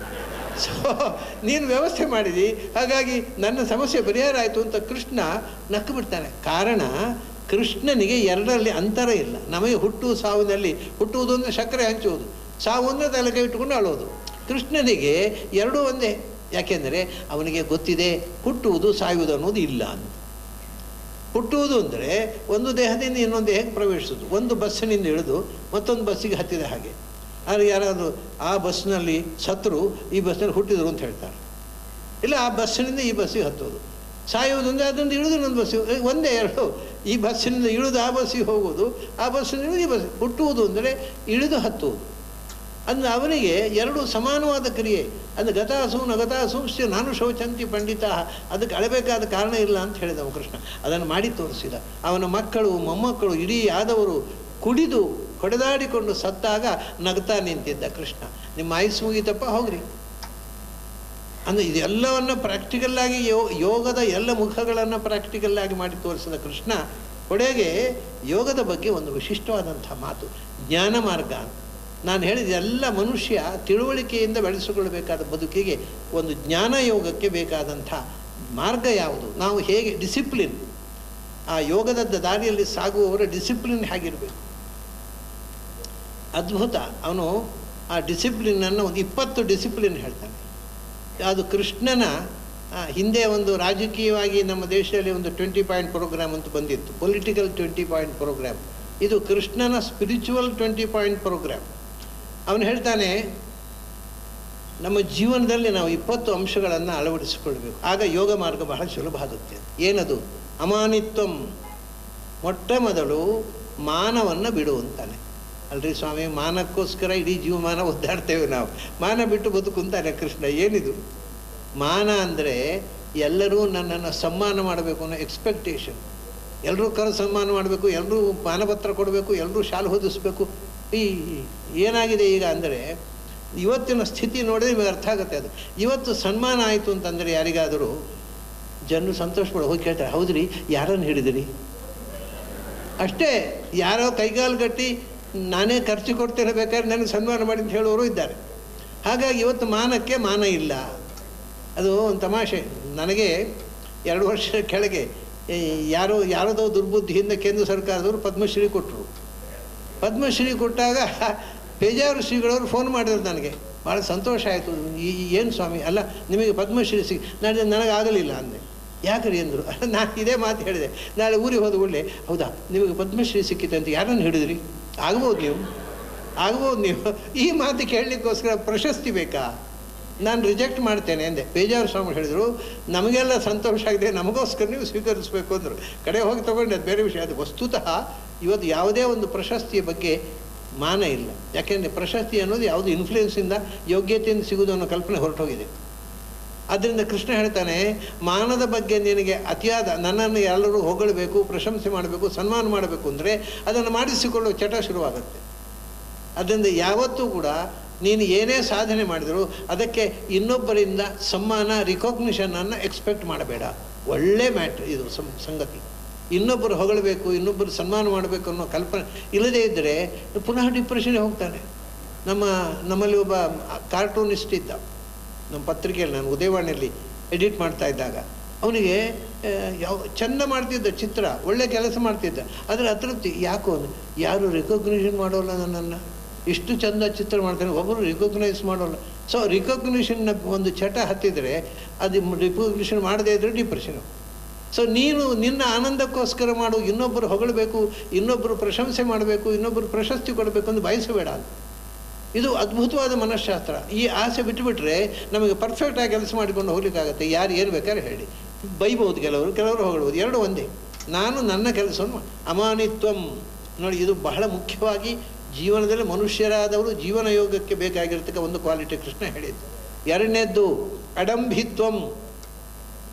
ಡಂಭ ಅಂದರೆ ನಮ್ಮಲ್ಲಿ ಇಲ್ಲದ್ದನ್ನು, ಬೂಟಾಟಿಕೆ, ನಮ್ಮಲ್ಲಿ ಇಲ್ಲದ್ದನ್ನು ಎಕ್ಸ್ಪೋಸ್ ಮಾಡೋದು, ದೊಡ್ಡಸ್ತಿಗೆ ಇಲ್ಲದ ದೊಡ್ಡಸ್ತಿಗೆಯನ್ನು ಪ್ರದರ್ಶನ ಮಾಡೋದು. ಅದಕ್ಕೆ ನಾಗರಿಕತೆ ಅಂತ ಹೆಸರು. ನಮ್ಮಲ್ಲಿ ಇಲ್ಲದ ದೊಡ್ಡಸ್ತಿಗೆಯನ್ನು ಪ್ರದರ್ಶಿಸಿ ಬದುಕುವುದಕ್ಕೆ ನಾಗರಿಕತೆ. ಈಗ ಯಾರಾದರೂ ದೊಡ್ಡ ಮನುಷ್ಯರು ಮನೆಗೆ ಬರ್ತಾರೆ ಅಂತ ಆದಾಗ ನಮ್ಮಲ್ಲಿದ್ದಂಥ ಹರಕು ಮುರುಕು ಕುರ್ಚಿ ಮೇಜು ಎಲ್ಲ ಒಂದು ಕೋಣೆ ಒಳಗೆ ಹಾಕಿ ಬೀಗ ಹಾಕಿ ಒಂದು ಹೊಸ್ತು ಬಟ್ಟೆ ಎಲ್ಲ ಹಾಕಿ ಡೀಸೆಂಟ್ ಅಂದರೆ ಅವ್ರು ಹೋದ್ಮೇಲೆ ಮತ್ತೆ ಹಾಕೊಳ್ಳೋಕ್ಕೆ, ಅವ್ರು ಇರುವಾಗ ನಾವು ಕೊಳಕರಲ್ಲ, ನಾವು ಸಭ್ಯರು ನಾಗರಿಕರು ಅಂತ ತೋರಿಸಿಕೊಳ್ಳೋದು. ಅಂದರೆ ನಮ್ಮಲ್ಲಿ ಇಲ್ಲದ್ದನ್ನು ಇನ್ನೊಬ್ಬರ ಮುಂದೆ ಎಕ್ಸ್ಪೋಸ್ ಮಾಡಬೇಡ. ಬಹಳ ಅದ್ಭುತ ಅದು. ಇವತ್ತು ಎಲ್ಲರೂ ನಮ್ಮಲ್ಲಿ ಇಲ್ಲದ್ದನ್ನು ಇನ್ನೊಬ್ಬರ ಮುಂದೆ ತೋರಿಸಿಯೇ ದೊಡ್ಡವರಾಗ್ಲಿಕ್ಕೆ ಪ್ರಯತ್ನಿಸೋದು, ಇದ್ದದ್ದನ್ನು ಅಂದ. ಇನ್ನೊಬ್ಬರ ಮುಂದೆ ನಿನ್ನ ದೊಡ್ಡಸ್ತಿಕೆಯನ್ನು, ಇದ್ದ ದೊಡ್ಡಸ್ತಿಕೆಯನ್ನೇ ಪ್ರದರ್ಶಿಸಬಾರದು, ಇಲ್ಲದ್ದನ್ನಂತೂ ಖಂಡಿತ ಮಾಡೋ, ಅದು ಡಂಭ ಅಂತ. ಆಮೇಲೆ ಅಹಿಂಸಾ ಕ್ಷಾಂತಿ ಆರ್ಜವ. ಇನ್ನೊಬ್ಬರಿಗೆ ಹಿಂಸೆಯಾಗುವಂತೆ ಬದುಕಬೇಡ. ಅಂದರೆ ಅವನು ಏನು ಹೇಳೋದು ಅಂದರೆ, ಹಿಂದಿನ ಕಾಲದಲ್ಲಿ ಸತ್ತ ಮೇಲೆ 4 ಜನರಿಗೆ ಭಾರವೇ ಎಲ್ಲರೂ. ಈಗ ಅದಕ್ಕೆ ಮುನ್ಸಿಪಲ್ ವೆಹಿಕಲ್ ಇದೆ. ಮುಂಚೆ ಅದು 4 ಜನರ ಹೆಗಲಿಗೆ ಭಾರ. 4 ಜನರಿಗೆ ಭಾರವಾಗಿ ಸತ್ತ ಮೇಲೆ ಹೇಗೂ ಆಗ್ತೀಯಾ, ಬದುಕಿದ್ದಾಗಲೂ 4 ಜನರಿಗೆ ಭಾರವಾಗಿ ಬದುಕಬೇಡ. ಹಿಂಸೆ ಅಂದರೆ ಹೊಡೆಯೋದು ಬಡಿಯೋದಲ್ಲ, ಮಾತಿನಿಂದ ಹಿಂಸೆ ಮಾಡಬಹುದು. ಮನಸ್ಸಿಗೆ ನೋವಾಗುವಂಥ ಮಾತನಾಡುವುದು ಹಿಂಸೆ. ವಸ್ತುದ ಹೊರಗಿನಿಂದ ಗಾಯ ಮಾಡಿದರೆ ಅದಕ್ಕೆ ಆಯಿಂಟ್ಮೆಂಟ್ ಇದೆ. ಮನಸ್ಸಿಗೆ ಗಾಯ ಆದರೆ ಅದನ್ನು ಗುಣಪಡಿಸುವ ಆಯಿಂಟ್ಮೆಂಟ್ ಎಲ್ಲಿದೆ? ಅದರಿಂದ ಇನ್ನೊಬ್ಬರ ಮನಸ್ಸನ್ನು ನೋಯಿಸುವಂಥ ಅನುದ್ವೇಗಕರಂ ವಾಕ್ಯಂ ಸತ್ಯಂ ಪ್ರಿಯಹಿತಂಚೇತು ಅಂತ ಗೀತೆಯಲ್ಲಿ ಮುಂದೆ ಹೇಳ್ತಾರೆ. ಇನ್ನೊಬ್ಬರ ಮನಸ್ಸಿಗೆ ನೋವಾಗುವಂಥ ಮಾತನಾಡಬೇಡ. ಯಾವ ರೀತಿಯಿಂದಲೂ ಇನ್ನೊಬ್ಬರಿಗೆ ನೋವಾಗುವಂಥ ರೀತಿ, ಇದು ಅಹಿಂಸೆ. ಇನ್ನೂ ಒಂದು ವಿಶೇಷ ಹೇಳ್ತಾನೆ, ಅದಕ್ಕಿಂತ ಒಂದು ಹೆಜ್ಜೆ ಮುಂದೆ ಹೋಗಿ ಕ್ಷಾಂತಿ ಅಂತ. ಕ್ಷಾಂತಿ ಅಂದರೆ ಹೌದ್ರಿ, ನಾವು ಇನ್ನೊಬ್ಬರಿಗೆ ನೋಯಿಸಬಾರ್ದು, ಆದರೆ ಬೇಡವಾದ ಅನಗತ್ಯವಾಗಿ ನಾವು ನಮ್ಮಷ್ಟಕ್ಕಿದ್ದರೂ ಬಂದು ನಮ್ಮನ್ನು ಕೆಣಕಿ ತೊಂದರೆ ಕೊಡ್ತಾರೆ, ಅಂಥದ್ದು ಆದರೂ ಬೇಸರ ಆಗೋದಿಲ್ಲ, ಬೇಸರ ಆಗಬಾರ್ದು ಅಂತಾನೆ. ಇದು ಜೀಸಸ್ ಕ್ರೈಸ್ಟ್ ತೋರಿಸಿಕೊಟ್ಟಂಥದ್ದು. ಕ್ರಾಸ್ನಲ್ಲಿ ಕ್ರೂಸಿಫಿಕ್ಷನ್ನಲ್ಲಿ ಹಾಕಿದಾಗ ಫರ್ಗಿವ್ ದೆಮ್ ಅಂತೇಳಿ, ತಪ್ಪು ಮಾಡಿದವರು ಪಾಪ ಏನೋ ಗೊತ್ತಿಲ್ಲದೆ ಮಾಡ್ತಾ ಇದ್ದಾರೆ, ಅವನು ಕ್ಷಮಿಸಿಬಿಡು. ಹಾಗೆ ನಮಗೆ ಯಾರಾದರೂ ಅನ್ಯಾಯ ಮಾಡಿದರೂ ಅದಕ್ಕೆ ಪ್ರತೀಕಾರ ಮಾಡಲಿಕ್ಕೆ ಹೋಗಬೇಡ. ಮತ್ತು ಭಗವಂತ ಅವರಿಗೂ ಒಳ್ಳೆ ಬುದ್ಧಿ ಕೊಟ್ಟು ಕ್ಷಮಿಸಿಬಿಡುವುದು ಅಂತ, ನಮಗೆ ಅನ್ಯಾಯ ಮಾಡಿದವರಿಗೂ ಪ್ರತೀಕಾರ ಮಾಡದ ಕ್ಷಾಂತಿಯನ್ನು ಬೆಳೆಸಿಕೊಂತಾನೆ. ಎಂಥ ಮನಸ್ಸಿನ ನಿಗ್ರಹ ನೋಡಿ.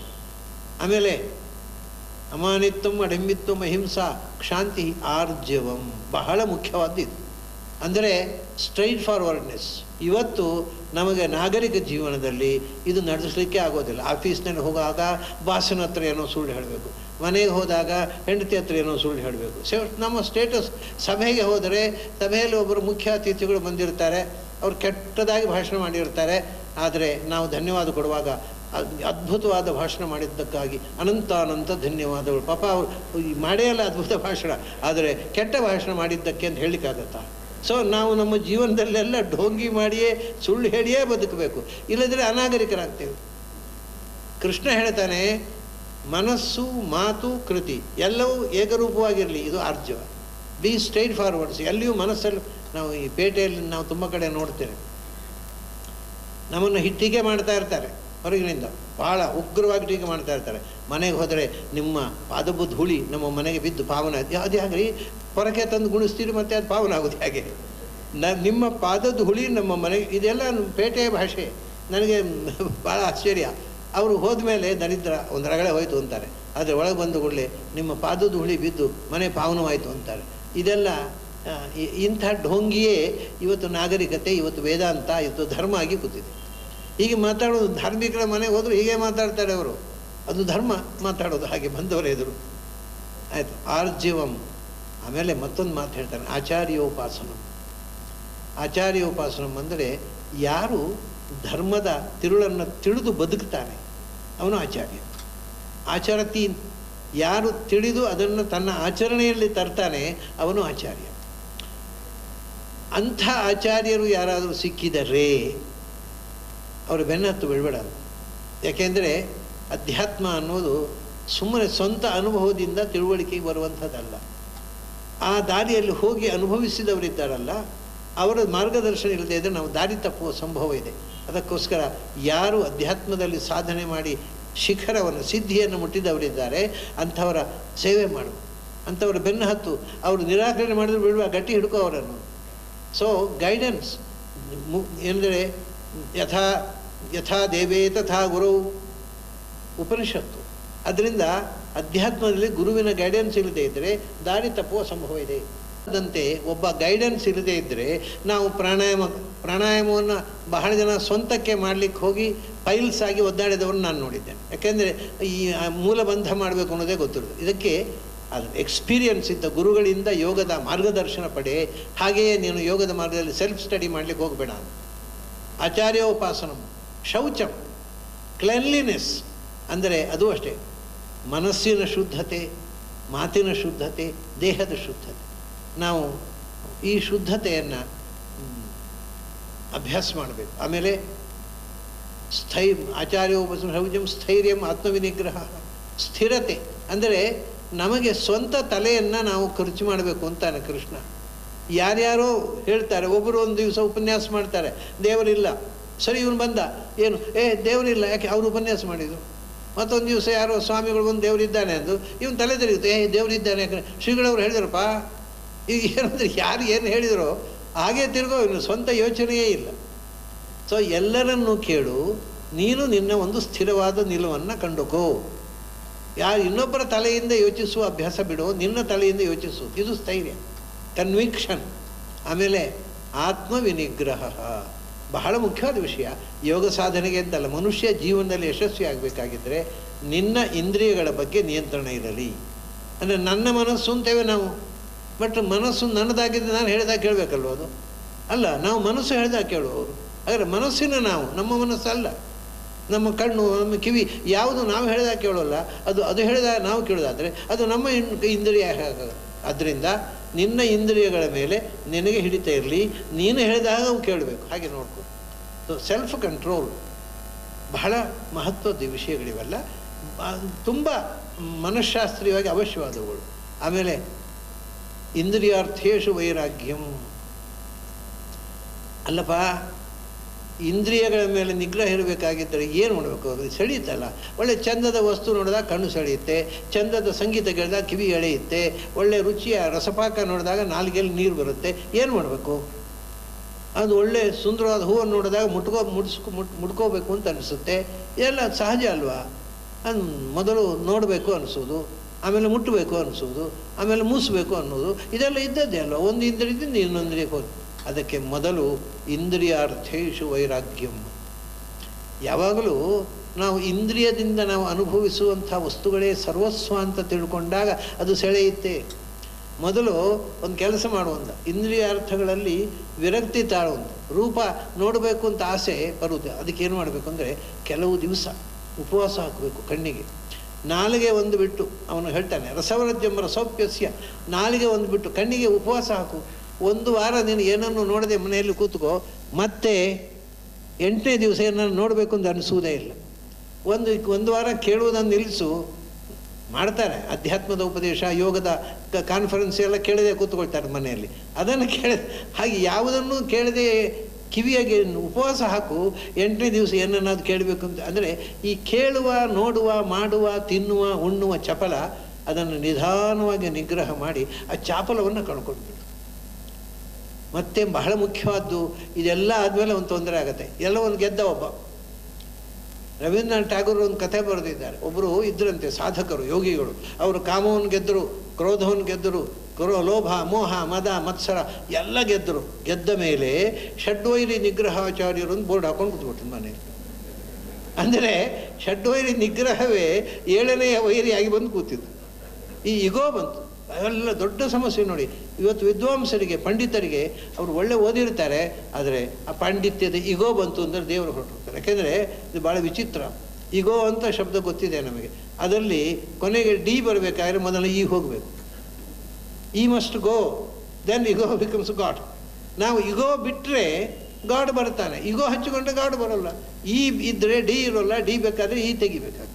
ಅದನ್ನ ಮನುಷ್ಯನ ದೇವರಿಂದ ದೂರ ಹೋಗುವುದೇ ನಾನು ನಾನು ನಾನು ನನ್ನಿಂದ ನನ್ನಿಂದ ಅಹಂಕಾರ. ನಾನಲ್ಲ. ಕೃಷ್ಣ ಹೇಳ್ತಾನೆ, ತತ್ರೈವಂಸಿತ ಆತ್ಮಾನಂ ಕರ್ತಾರಂ ಆತ್ಮಾನಂ ಕೇವಲಂತಿ ಪಶ್ಯತಿ ಅಗ್ರತ ಬುದ್ಧಿತ್ವಾದ ನಸ ಪಶ್ಯತಿ ದುರ್ಮತಿ ಅಂತ. ತಾನೇ ಎಲ್ಲವನ್ನೂ ಮಾಡಿದೆ ಅಂತ ಹೇಳುವವನಿದ್ದಾನಲ್ಲ, ಅವನಷ್ಟು ತಿಳಿಗೇಡಿ ಯಾರೂ ಇಲ್ಲ ಅಂತ. ಯಾಕಂದರೆ ಪ್ರಪಂಚದ ಯಾವುದು ಒಬ್ಬ ಇಂಡಿವಿಜುವಲ್ನಿಂದ ಏನೂ ಆಗೋಲ್ಲ. ಅದು ಇಡೀ ವಿಶ್ವದ ಆಪರೇಷನ್ ಇದೆ. ಆದರೆ ನಾನು ಮಾಡಿದೆ ಅಂತ ತಿಳ್ಕೊಂಡು. ಆದರೆ ಎಲ್ಲರದ್ದು ಕತೆ ಹಾಗೆ. ನೀವು ಮನೆಯಲ್ಲಿ ಗಂಡಸರ ಹತ್ರ ಕೇಳಿ, ಈ ಮನೆ ನಡೀತಾ ಇರೋದು ನನ್ನಿಂದ ಅಂತಾನೆ. ಹಾಗಾದ್ರೆ ಅವ್ನು ದುಡ್ಡು ಖರ್ಚು ಮಾಡೋನು ನೋಡಿ, ಅದೊಂದು ಇಗೋ ಇರ್ತವನಿಗೆ. ಅವನು ಹೊರಗೆ ಹೋದ್ಮೇಲೆ ಅವನು ಮನೆಯವರ ಹತ್ರ ಕೇಳಿ, ಅಯ್ಯೋ ನಮ್ಮ ಯಜಮಾನ್ರಿಗೆ ಏನೋ ತಿಳಿಯೋದಿಲ್ಲರಿ, ಈ ಮನೆ ನಡೆಯೋದು ನನ್ನಿಂದ ಅಂತಾಳೆ ಅವಳು. ಇದು ತಮಾಷೆ ಏನು ಅಂದರೆ, ಎವ್ರಿಬಡಿ ಥಿಂಕ್ಸ್ ನಾನಿರೋದ್ರಿಂದ ಜಗತ್ತಿರೋದು. ಕೃಷ್ಣ ಹೇಳಿದ, ನೀನು ಇರೋದ್ರಿಂದ ಏನೂ ಆಗೋಲ್ಲ. ಆ ಅಹಂಕಾರ ಬಿಟ್ಟು ಅನಹಂಕಾರ ಏವಚ. ಆಮೇಲೆ ಜನ್ಮ ಮೃತ್ಯು ಜರಾವ್ಯಾಧಿ ದುಃಖ ದೋಷಾನುದರ್ಶನ. ಬದುಕನ್ನು ಅಬ್ಸರ್ವ್ ಮಾಡಯ್ಯ. ಬದುಕನ್ನು ಎಂಜಾಯ್ ಮಾಡೋದು ಅಷ್ಟೇ ಅಲ್ಲ, ಅಬ್ಸರ್ವ್ ಮಾಡೋದು. ಜನ್ಮ ಮೃತ್ಯು ಜರಾವ್ಯಾಧಿ ದುಃಖ ದೋಷ ಅನುದರ್ಶನ. ಬದುಕು ಅಂದರೆ ಏನು? ಹುಟ್ಟುವುದು, ಸಾಯುವುದು, ಮುಪ್ಪು, ರೋಗ, ರುಜಿನ, ದುಃಖ, ತಾಪತ್ರಯ, ಇದೇ ಅಲ್ವ ಬದುಕು ಅಂದರೆ. ಅದನ್ನು ನೋಡಿ ಈ ಜೀವನ ಅನ್ನೋದು ಪರಮ ಸುಖ ಅಲ್ಲ, ಇದರ ಆಚೆಗೆ ಏನೋ ಇದೆ ಅನ್ನೋದನ್ನು ಅರ್ಥ ಮಾಡಿಕೊಂಡು ಬದುಕನ್ನು ಅನ್ವೇಷಣೆ ಮಾಡು. ಬದುಕಿನಲ್ಲಿ ಸತ್ಯವನ್ನು ಅನ್ವೇಷಣೆ ಮಾಡು.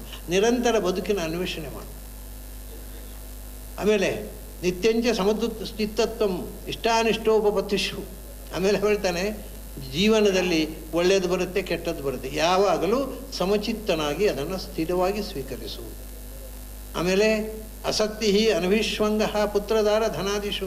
ಮನೆ, ಹೆಂಡತಿ, ಮಕ್ಕಳು, ಸಂಸಾರ, ಗಂಡ, ಬಂಧು, ಬಳಗ, ಇದರಲ್ಲಿ ತುಂಬ ಅಟ್ಯಾಚ್ಮೆಂಟ್ ಇರದೇ ಇರಲಿ. ಅದನ್ನು ಅತಿಯಾಗಿ ಹಚ್ಚಿಕೋಬೇಡ. ಯಾಕೆಂದರೆ ಅವನು ತುಂಬ ಪ್ರೀತಿಸಿದ ಆ ವಸ್ತುವನ್ನು ಕಳ್ಕೊಂಡಾಗ ಅವನಿಗೆ ತಾನೇ ಸತ್ಯ ಅನ್ನೋ ಭಾವನೆ ಬರುತ್ತೆ. ಆಸಕ್ತಿ ಅದನ್ನು ತುಂಬ ಹಡ್ಡಿಸ್ಕೋಬೇಡ.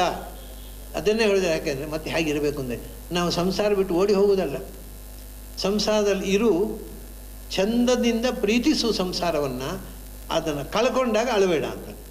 ಅದಕ್ಕೆ ಒಳ್ಳೆಯ ದೃಷ್ಟಾಂತ ಹೇಳ್ತಾನೆ ನೋಡಿ ಅವನು. ಕೃಷ್ಣ ಕೊಟ್ಟ ದೃಷ್ಟಾಂತ ಇದು. ಇನ್ನೂ ದೃಷ್ಟಾಂತ ಸಿಗೋದಿಲ್ಲ. ನೀರಿನಲ್ಲಿರುವ ತಾವರೆ ಅಂತೆ. ನೀರಿನಲ್ಲಿರುವ ತಾವರೆ, ಆ ತಾವರೆಗೆ ನೀರು ಹಾಕಿದರೆ ತಾವರೆ ಹೆಸಳಿಗೆ, ಎಲೆಗೆ ಅದು ಸರ್ವ ಜಾರಿ ಹೋಗುತ್ತೆ. ನೀರು ಅಂಟಿಸಿಕೊಳ್ಳುವುದೇ ಇಲ್ಲ ತಾವರೆಗೆ. ಪದ್ಮಪತ್ರ ಮೇವಾಂಬಸಿ. ಆದರೆ ಅದು ನೀರು ಅಂಟಿಸಿಕೊಳ್ಳುವುದಿಲ್ಲ ಅಂತ ತಾವರೆಯನ್ನು ಕಿತ್ತು ನೀವು ಮೇಲೆ ಹಾಕಿದರೆ ಬಾಡಿ ಹೋಗುತ್ತೆ. ಸೊ ಸಂಸಾರವನ್ನು ಅಂಟಿಸಿಕೊಂಡು ಸಂಸಾರದಲ್ಲೇ ಇರಬೇಕು, ಅಂಟಿಸ್ಕೋಬಾರ್ದು. It's a beautiful concept. ಸಂಸಾರದಲ್ಲಿ ಇರು, ಎಲ್ಲರ ಜೊತೆಗೂ ಪ್ರೀತಿಯಿಂದ ಇರು, ಯಾವುದನ್ನು ಅಂಟಿಸ್ಕೊಳ್ಬೇಡ. ಕಳಚಿತು ಸಂತೋಷ. ಪುರಂದರದಾಸರಿಗೆ ಒಬ್ಬ ಮಗ ಇದ್ದ. ಅದನ್ನು ಗಿಳಿಯಂತೆ ಮುದ್ದಾಗಿ ಸಾಕಿದ್ರು. ಆ ಮಗ ಸತ್ತೋದ. ಒಮ್ಮೆ ತಕ್ಷಣ ಒಂದು ಕವನ ಬರೆದು, ಗಿಳಿಯು ಪಂಜರದೊಳಿಲ್ಲ ಅಂತ. ಇದು ಜೀವನ ಅಂದರೆ. ಅದನ್ನು ಆ ಡೆತ್ತನ್ನು ಅವರು ಎಂಜಾಯ್ ಮಾಡಿದರು. ನೀನು ಕೊಟ್ಟದನ್ನು ಹಿಡ್ಕೊಂಡು ಹೋದಿ, ಸಂತೋಷ. ನನ್ನ ಹತ್ರ ಇದ್ದಷ್ಟು ಕಾಲ ಚೆನ್ನಾಗಿ ನೋಡಿದ್ದೇನೆ, ಅದು ನಿನ್ನ ಸೊತ್ತು, ನೀನು ಹಿಡ್ಕೊಂಡು ಹೋಗ್ರಿ, ಆರಾಮ್. ಅದು ಒಂದು ಆರಾಮ. ಹೀಗೆ ಅದನ್ನು ಅಂಟಿಸಿಕೊಳ್ಳದೆ ಸಂಸಾರದ ಜೊತೆಗೆ ಬದುಕು. ಪಲಾಯನ ಮಾಡಬೇಡ, ಓಡುವ, ಈಸಬೇಕು, ಇದ್ದು ಜಯಿಸಬೇಕು. ಇದೆಲ್ಲ ಆಸಕ್ತಿ. ಆಮೇಲೆ ಬಹಳ ಅದ್ಭುತವಾದ ಒಂದು ಮಾತು ಹೇಳ್ತಾನೆ ಕೃಷ್ಣ. ಮೈಚ ಅನನ್ಯ ಯೋಗೇನ ಭಕ್ತಿ ಅವ್ಯಭಿಚಾರಿಣಿ. ಯಾವತ್ತೂ ಕೂಡ ಅಧ್ಯಾತ್ಮದಲ್ಲಿ, ಯೋಗದಲ್ಲಿ ನಾಸ್ತಿಕರಿಗೆ ಯೋಗ ಸಾಧನೆ ಇಲ್ಲ ಅಂತ ಅಂದ್ಬಿಟ್ಟ ಕೃಷ್ಣ. ಮೈಚ ಅನನ್ಯ ಯೋಗೇನ ಭಕ್ತಿ.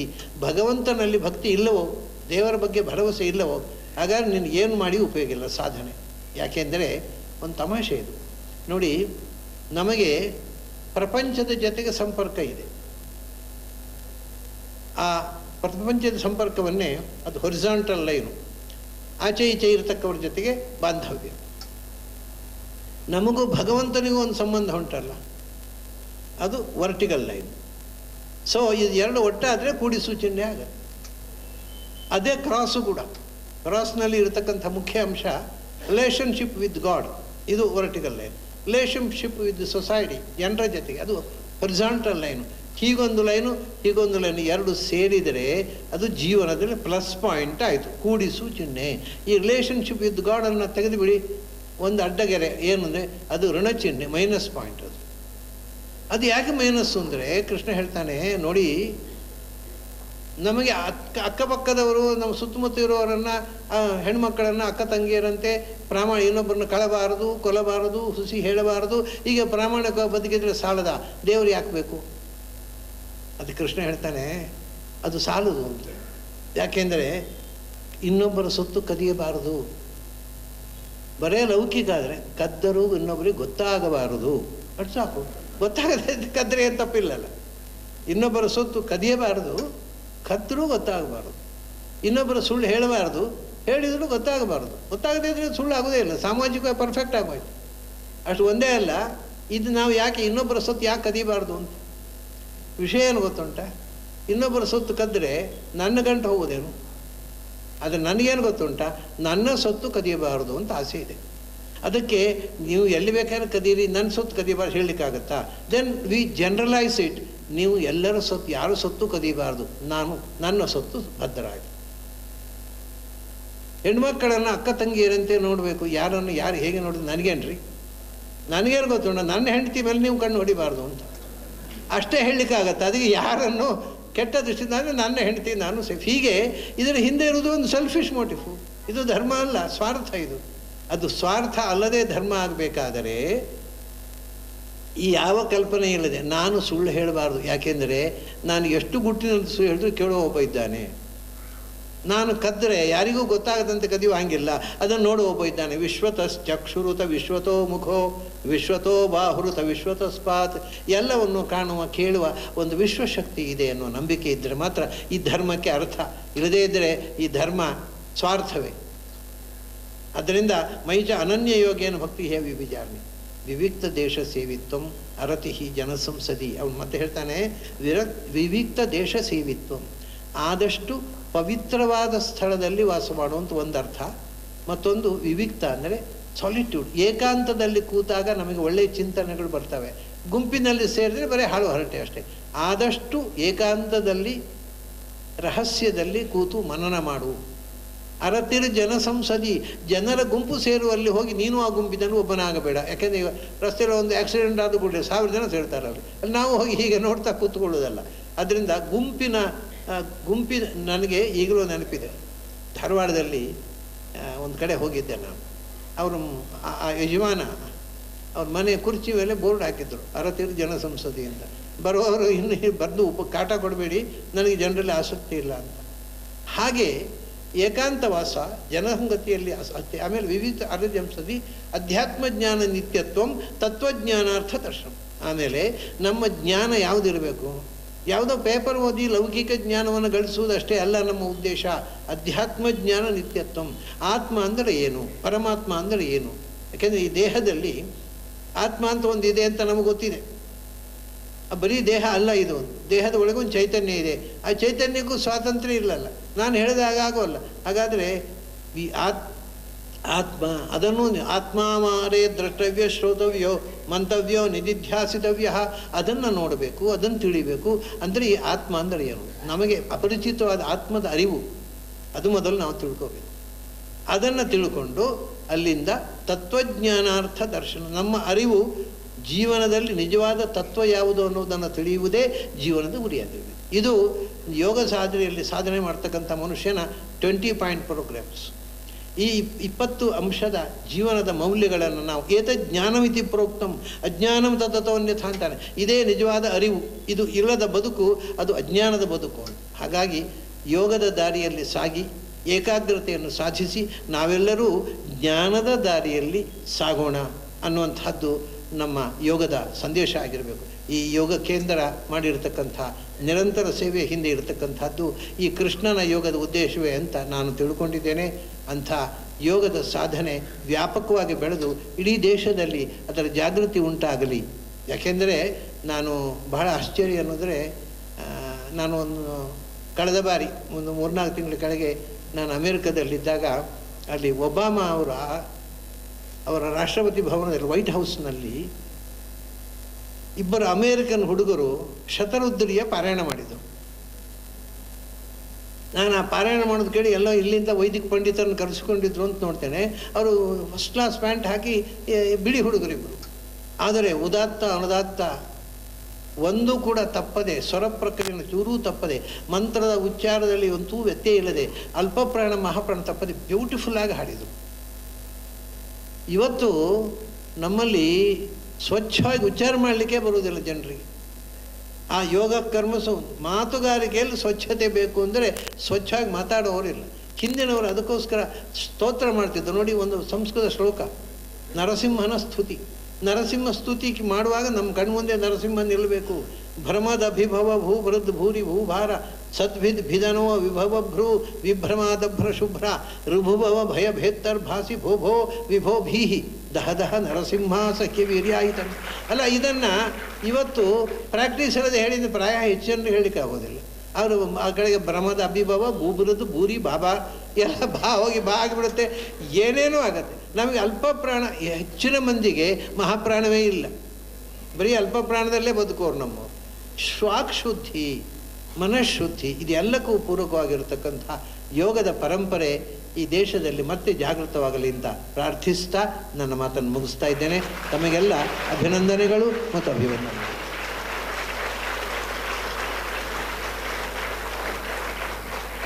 ಶ್ರೀಧರಿಗೆ ನಮ್ಮ ಪರವಾಗಿ ಸನ್ಮಾನ ಮಾಡಲಿಕ್ಕೆ ಶಂಕರ ಕ್ಯಾನ್ಸರ್ ರಿಸರ್ಚ್ ಫೌಂಡೇಶನ್ನ ಸಂಸ್ಥಾಪಕ ಡಾಕ್ಟರ್, ನಮ್ಮೆಲ್ಲರ ಆತ್ಮೀಯ ಡಾಕ್ಟರ್ ಬಿ ಎಸ್ ಶ್ರೀನಾಥ್ ಅವರಿಲ್ಲಿದ್ದಾರೆ. ದಯವಿಟ್ಟು ಇಂತಹ ಒಂದು ಅದ್ಭುತ ವ್ಯಕ್ತಿಗೆ ಸನ್ಮಾನ ಮಾಡುವಾಗ ನಾವೆಲ್ಲರೂ ಎದ್ದು ನಿಂತು ನಮ್ಮ ಗೌರವವನ್ನು ಸೂಚಿಸೋಣ.